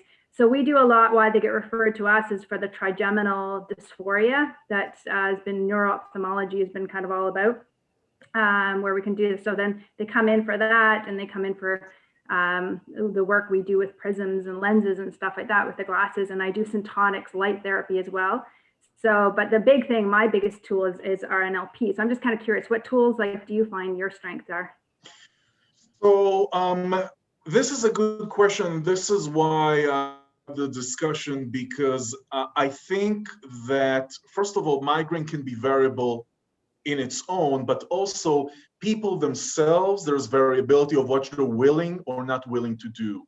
So I wanted to have in my tool belt as many tools that I can to address these different aspects. So first of all, I have biofeedback. So for those that actually don't want to go the route of, let's talk about your emotions, and I want more a behavioral component, just like you mentioning with the therapy, and they want to, when they're stressed, and there is a very specific component to heart rate variability, I teach them specific skills that are more physiological, such as breathing exercises, changing in skin temperature, which from 1973, Elmer Green was the first one that to point the fact that changing skin temperature can be effective for migraine. I have to say it doesn't work with everybody, but some people it does.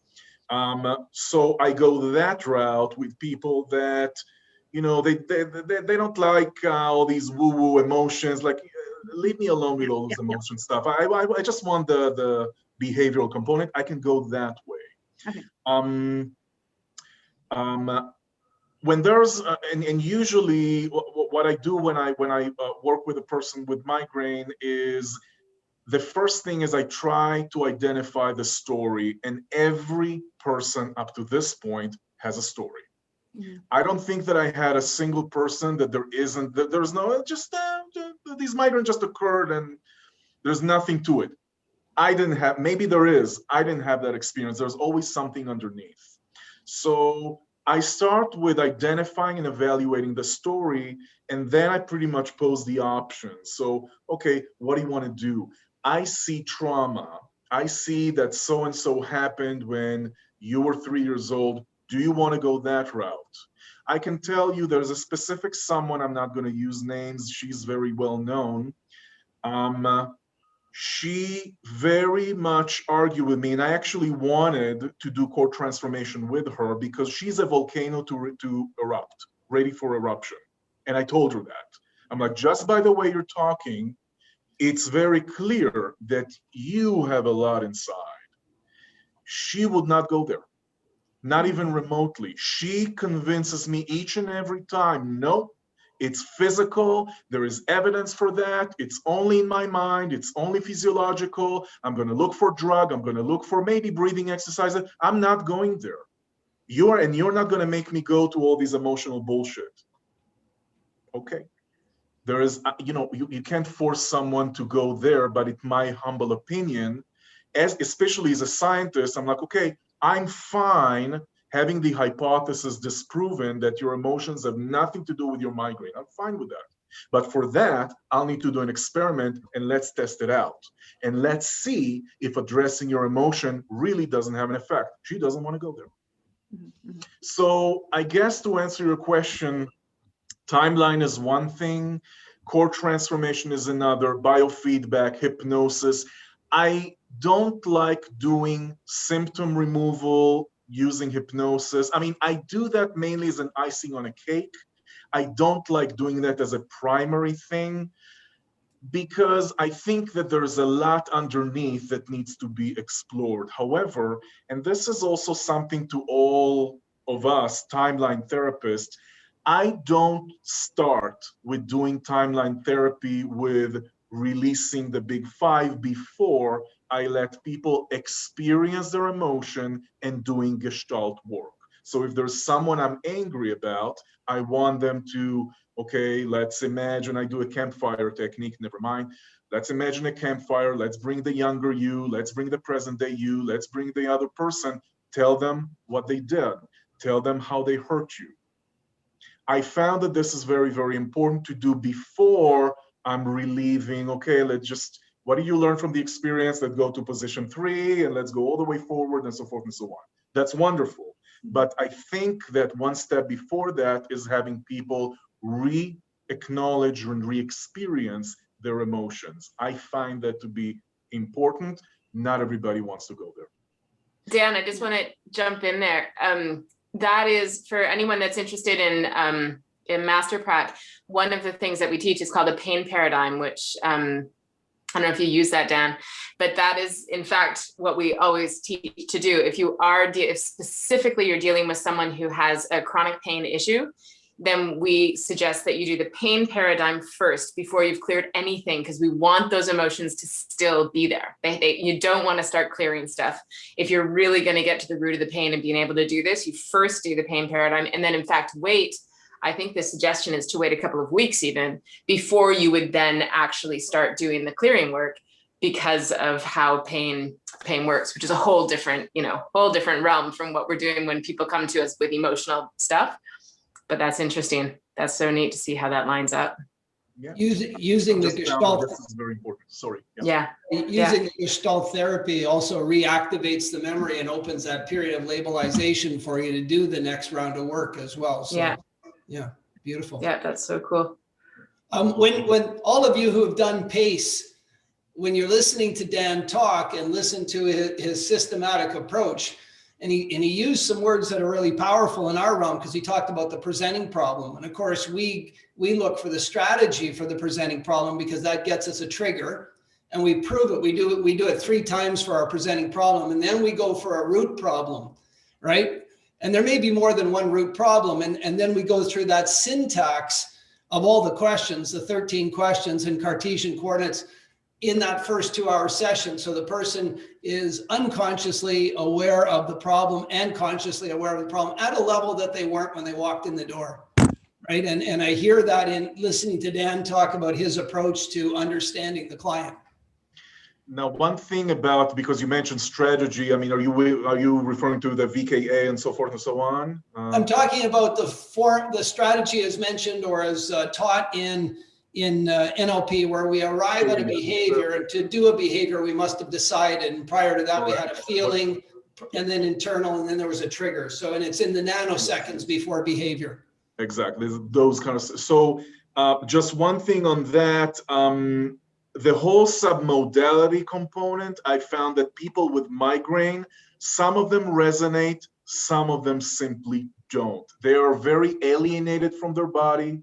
They don't want to have anything to do with anything inside. So there needs to be a lot of preparatory things to do before someone is willing to actually go inside, and you have to have that when you elicit strategy. So I have to admit, using strategies with migraine is something I do less, but it's actually interesting because maybe there's something I should explore a little more. I just know that whenever I'm going to the realm of submodalities, I know that some people, I lost them. Interesting. Yeah. The disconnections. Yeah. When we get to strategies, we'll have to go through PACE with you one time, because PACE is structured to get into deep unconscious rapport and then get into the work. So when we're into strategies, we're fairly in deep unconscious rapport with the person. We've done a couple surveys that sort of bypass the critical faculty. We've done a couple exercises. And sort of, Paula's on here. Paula's a long-term psychology psychotherapist. And when she learned how to get into that deep rapport and elicit strategies, you were quite fascinated by how deep you can get in an hour and a half into problems. So, yeah. Other questions for Dan? I'll just say, that just speaking for And then myself, I was really astounded at the efficacy of this protocol. And I actually I work with a lot of chronic pain clients in a different practice as well. And I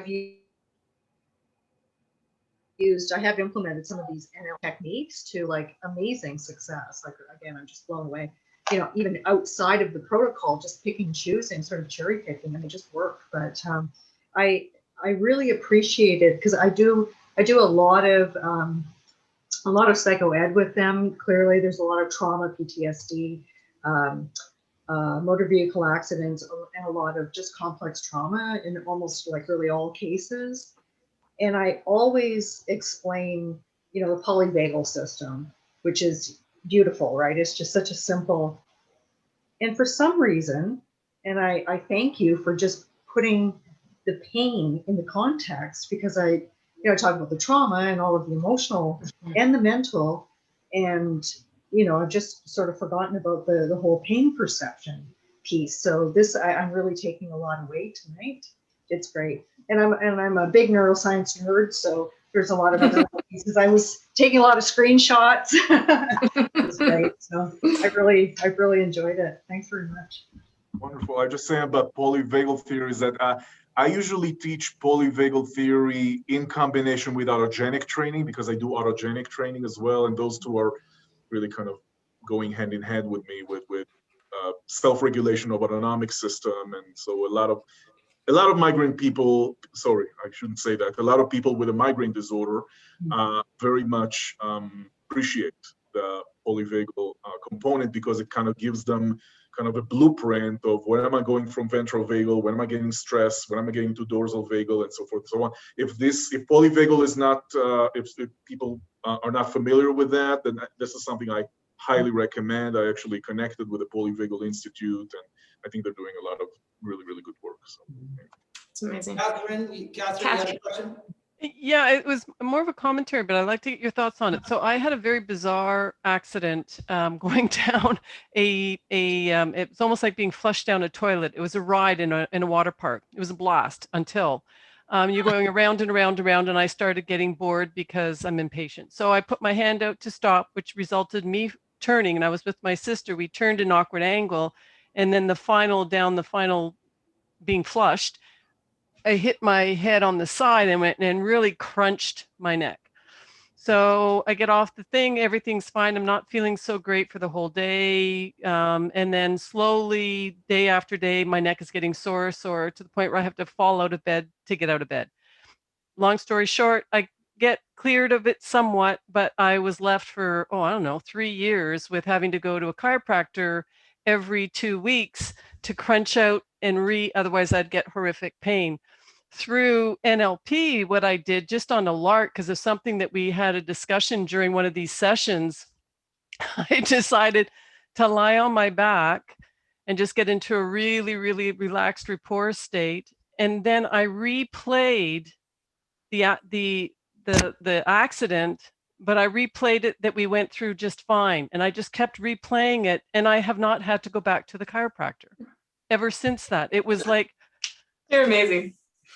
Yeah, so I was kind of wondering, and that was one of the things that I was looking at doing in terms of when I see people going into chiropractors where someone has said they've had a car accident and they're in trouble for years. You know darn well they're healed for the most part, but there's something that's not healed emotionally. So I wondered if that's something that you've used or you think would have a high degree of efficacy, or is just a fluke scenario?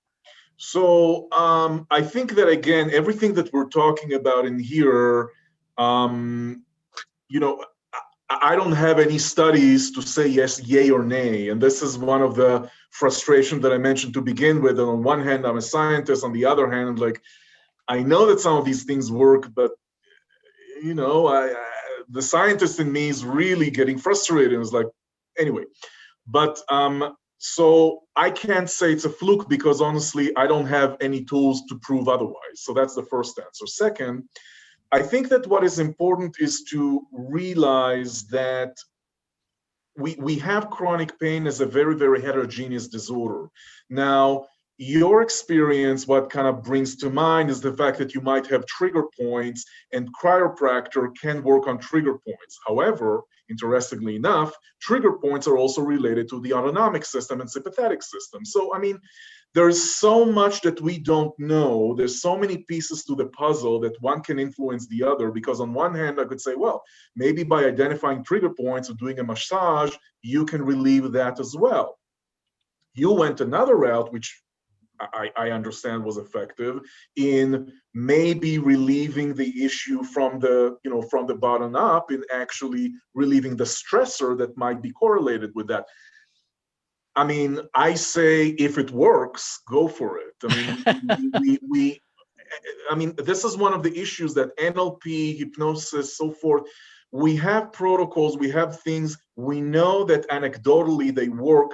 Unfortunately, we don't have, at least to my knowledge, a randomized controlled trial to say, imagining rewinding the scenario and doing the trauma process is going to work for accidents, migraines after accidents, or traumatic brain, traumatic brain, not traumatic brain injury, migraines after physical trauma. We don't know, but hopefully at some point we'll have more evidence. So.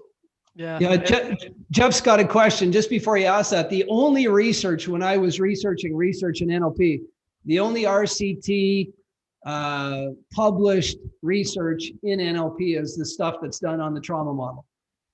True. And it's done specifically on alleviating trauma using PSSI-5 measures and neuroimaging pre and post. It's the only research I know. Jeff, go ahead.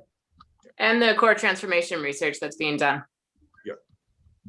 But it's not RCT. It's not to the same academic rigor. No, but that's where they're going with it. Yeah. Okay, Jeff. Yeah. Dan, great talk. I appreciated a lot about it. I'm a sort of I'm a basic scientist that's also worked in the medical world, mostly on the musculoskeletal disorders and also in sport concussions. And one thing that we kind of, that resonates with me a lot is that, often the individuals that kind of have the long-term effects of a concussion, especially in some of the adolescents that we dealt with, had underlying, maybe anxiety or depression.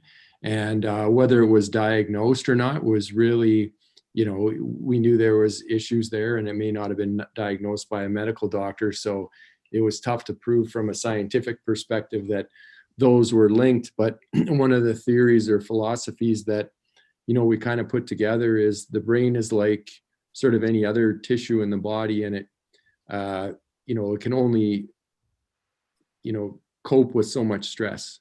And once that stress goes beyond a certain threshold, then that is what could possibly make someone symptomatic. So if you look at, it might be that now the physical stress, you know, it might be a, you know, blow to the head during a concussion. So there's a physical stress on top of the emotional stress, on top of, you know, that kind of stacks on top of one another. And I think some of the mistakes that we make or have made in the medical field is we think that, okay, like even a chronic stress, well, it has to be that same stress over and over and over again, but it could be different stresses over a period of time. So, you know, and then we'll often try to treat that stress that may have caused the initial symptoms, but it might be an environmental stress. It might be a nutritional stress. There's a bunch of different things that obviously kind of trigger the physiology. So when you were going through the migraine model, it, you know, it really made a lot of sense, and, you know, is pretty parallel to, you know, a lot of the things that we were thinking about and sort of discovered. Yeah, and just one thing is, as when you mention about these repetitive stress, there is a term called allostasis or allostatic load that was termed by Bruce McEwen, who is a very much a stress, a great, you know, one of the best stress researchers. And the assumption is that our bodies go through allostasis, meaning it keeps going back and forth to exert energy in order to maintain those changes. That's why it's allostasis, not homeostasis. However, those changes take effort and take resources. When our bodies experience too much allostatic load for too prolonged of a time, there's going to be a wear and tear on the system. Those wear and tears are the cause for a lot of these other disorders that we're referring to. So this chronic stress, or this whole concept of allostatic load and its correlation with pain, definitely, yeah, I agree with you that has been coined. But I think that as therapists, we might want to, you know, consider this when we're working with people with migraines. So. Hey guys, it's 9 o'clock. We normally wrap up at 9, but as the other participants know on here, I'll stay as long as anybody wants to talk. So if you do need to jump off, go ahead. And I'll tell you, if you want to sign up for NLP Prac, get a hold of admin@inspiredoutcomes.ca. That's Sam, admin@inspiredoutcomes.ca. If you want to sign up for that upcoming course, and do it before Thursday, it'll be worth your while. And Dan, if you'll stay on with us now, yeah, we can just keep the topic going. Absolutely. And just one thing before people jump out, there is just one small thing that I want to share with you. And if it's possible, just give me 1 second. I'm going to share my screen again, because some of the things that I want everybody to know are the do's and don'ts when working with people with migraine, because some of them are very sensitive. And even though the do's seem very kind of intuitive, respectful, empathic, of course I'm respectful, some of these people with a migraine disorder are extremely sensitive. And myself, I never believed I would have any issue with anybody. You need to be careful. So especially with the don'ts, people that have a migraine disorders are very sensitive if you say something like it's all in your head. I just vomit on you if you said that. or something to the nature of it's just emotional, or the fact that you have a disorder like it's a mental disorder. They're very much very sensitive about that. Also, I want to share with everybody, there is a brochure, not a brochure, kind of like a handouts by an organization that actually teaches practitioner the correct language to use with people with a migraine disorder. So never say migraine sufferers, because that's demeaning, because it's kind of like oh, they're suffering, poor them. So don't use those words. So there's like specific things that you're not supposed to say to people with a migraine disorder. So I want to share this with all of you, the manual. I can just upload it in the chat. And the last thing is that there's a lot of resources if you want to learn more about this in terms of organization, podcasts, patient blogs, but especially movies, and especially this movie, This Might Hurt, that gives a lot of the lines that we're talking about when talking about chronic pains. So I definitely can upload that if you're interested. Hey, Dan, if you send that slide to Sam, she'll send it out to everybody who registered for tonight, and everybody will get that slide. That would be brilliant. Okay. I just, as people think about questions, I want to talk to you and Jeff. My son, Andrew, when he was 18, was an international athlete, 190-pound beast. And he was skiing. Same time as Michael Schumacher hit his head, Andrew fell, that Whistler hit his head.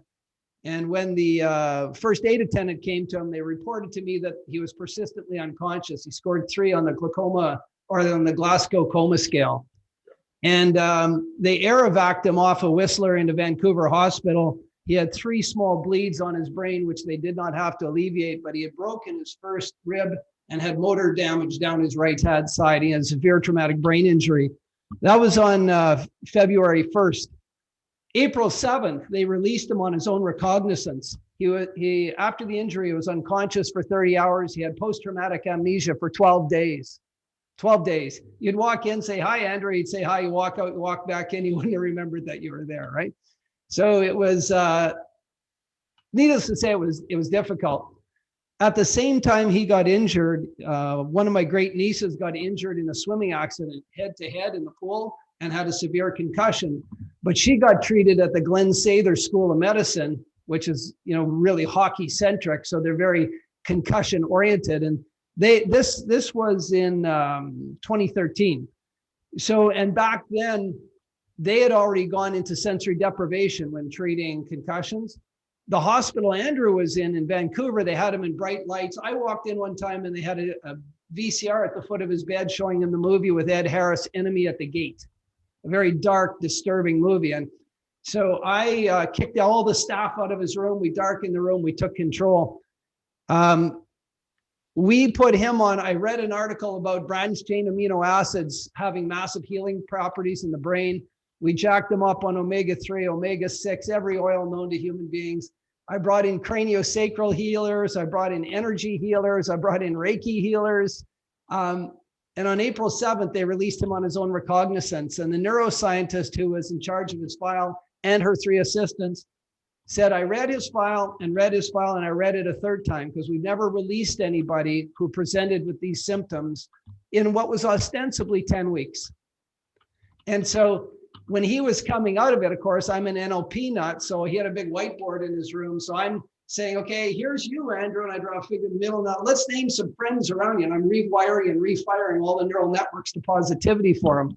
And it's kind of funny because, we don't know what worked. We had a group in Napa Valley, 50 people I know who meditate, and they meditated for 2 hours. And if you read the book, The Power of Intention, when a group comes together and sends positive intentions to another person, the impact that have. The Baptist church in our community, 2,500 active parishioners, prayed to his health every night. The Catholic church, one of his teammates was in a huge Catholic parish in Vancouver. They prayed every night to his health. So we had all these people sending positive intention to Andrew. Again, we altered his diet. We put the very best in neurology boosting stuff. And then we brought in all these healers and put him in sensory deprivation. I wish, we couldn't repeat the study. I wouldn't want the study repeated, but I don't know which part worked. But the good news is he rejoined the team, the national team, and then he left the national team and he just got his master's degree in kinesiology. So from, and when I first saw him in that bed, I got to Vancouver at 2 a.m. I got to the hospital and the doctor was across the bed. And I said, what do we do next? Right. So I'm going into action. I'm about to create a plan. We got to take action. And he said, we are going to do nothing. It's up to Andrew. So Andrew, it's up to Andrew now. We've done all we can do. And I'll just close with this, and then we can ask questions to Dan too, because it's really applicable to me about overcoming adversity and the amazing healing power of the brain, of the body, of all of us. In May of that year, Andrew and I were at our favorite all-you-can-eat sushi bar in Vancouver. And when you've got an international athlete with you who's 190 pounds and you go to an all-you-can-eat sushi bar, the owner is in fear because Andrew's going to eat like $200 worth of sushi in about 20 minutes. And I was sitting with him and I was struck by how grateful he was. I'll challenge him on that. All right. That'd be a good go. That'd be fun. But I was struck by how grateful he was. And we were sitting having sushi. We finished, and I said, Andrew, you're my son. And so, I say this understanding that I'm your father and I'm biased, but you're singularly the most grateful person I've ever met. And I had done some tests with him from Stanford University that actually tested his past negative, past positive, fatalistic, hedonistic thought. And he said, Dad, he said, in that first night, I saw the other side. And I had to make a decision to stay or go. He said, once you make that decision, you are grateful from that moment on. And I always remember that. So as we talked about the power of the brain and the things people struggle with, and you mentioned people who really don't want to heal, and then those people who really want to heal and move forward, right? That every person's unique, but the possibility, and that's where you and I connected the first time, Dan, was talking about the possibility, what was possible with proper physiology, nutrition, and mental exercise. What could we actually change? What could we create? So, I'm going to open it up to more questions to you, but thank you for tonight. This was amazing. Thank you for taking the time to prepare that. I know it took time out of your practice, and that was amazing. I was just speechless. So thank you so much. So other people have questions for Dan, fire away. Michael. You're spelling your last name wrong. I'm sorry. Oh yeah, you guys always. I was actually thinking about that. It's like probably we diverged like many centuries ago in our family line. You're probably more accurate German though. No, actually, Ellen, I was just waving to say goodnight to everyone because I need to run. But thank you very much, Dan. This was really awesome. Appreciate it. All right, take care, Michael. Any other questions for Dan? You're not going to get a chance to get a guy like this very often. He's here. All right. Paula, go ahead. I was curious.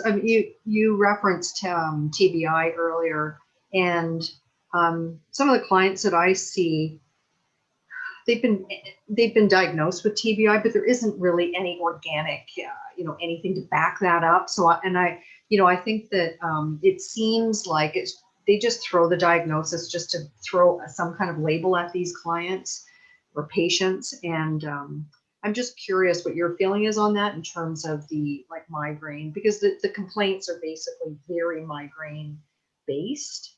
And, I look at them and I just think, well, you're just describing migraine issues, and yet they've been diagnosed. And then, of course, they have this whole complex about having a traumatic brain injury, and it gets so exaggerated. So, yeah, I'm just wondering if that's something that you encounter where there may be sort of a blanket diagnosis that's given to migraine. Well, that's actually a very important thing, because the clinical manifestation of traumatic head injury and migraines are almost identical. I mean, it's and until you realize that was a result of some trauma, the clinical manifestation, there's not much of a difference from what I know between actual migraine traumatic brain injury. However, what I can say, for example, when I talked to one of my previous mentor when I was learning biofeedback, the evidence, for example, for the effectiveness of biofeedback for migraine that did not have a traumatic origin versus migraine with a traumatic origin are very different. And that, to me, indicates that, okay, there's something in the system that we might not know fully. So I guess that I'm trying to be accurate and not kind of just say irresponsible comments. But I think that at this point, even though the clinical manifestation can look similar, I would still look at them at different entities at this point. So Thanks.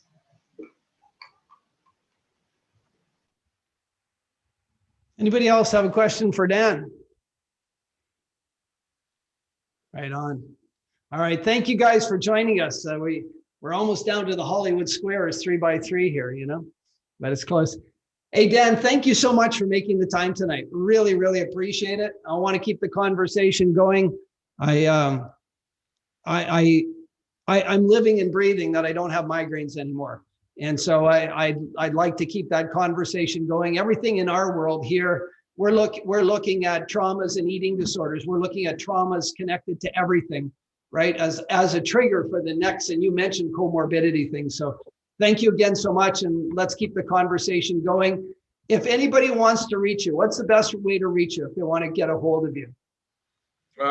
Just call me and I'll be there. No, I'm kidding. I'll give you, I don't know, phone number, emails. Hey, would it be okay if Sam sent out your email address to the group, to the attendees?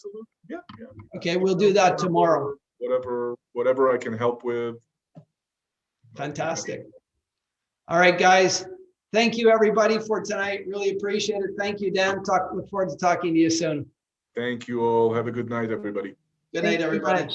Thank you.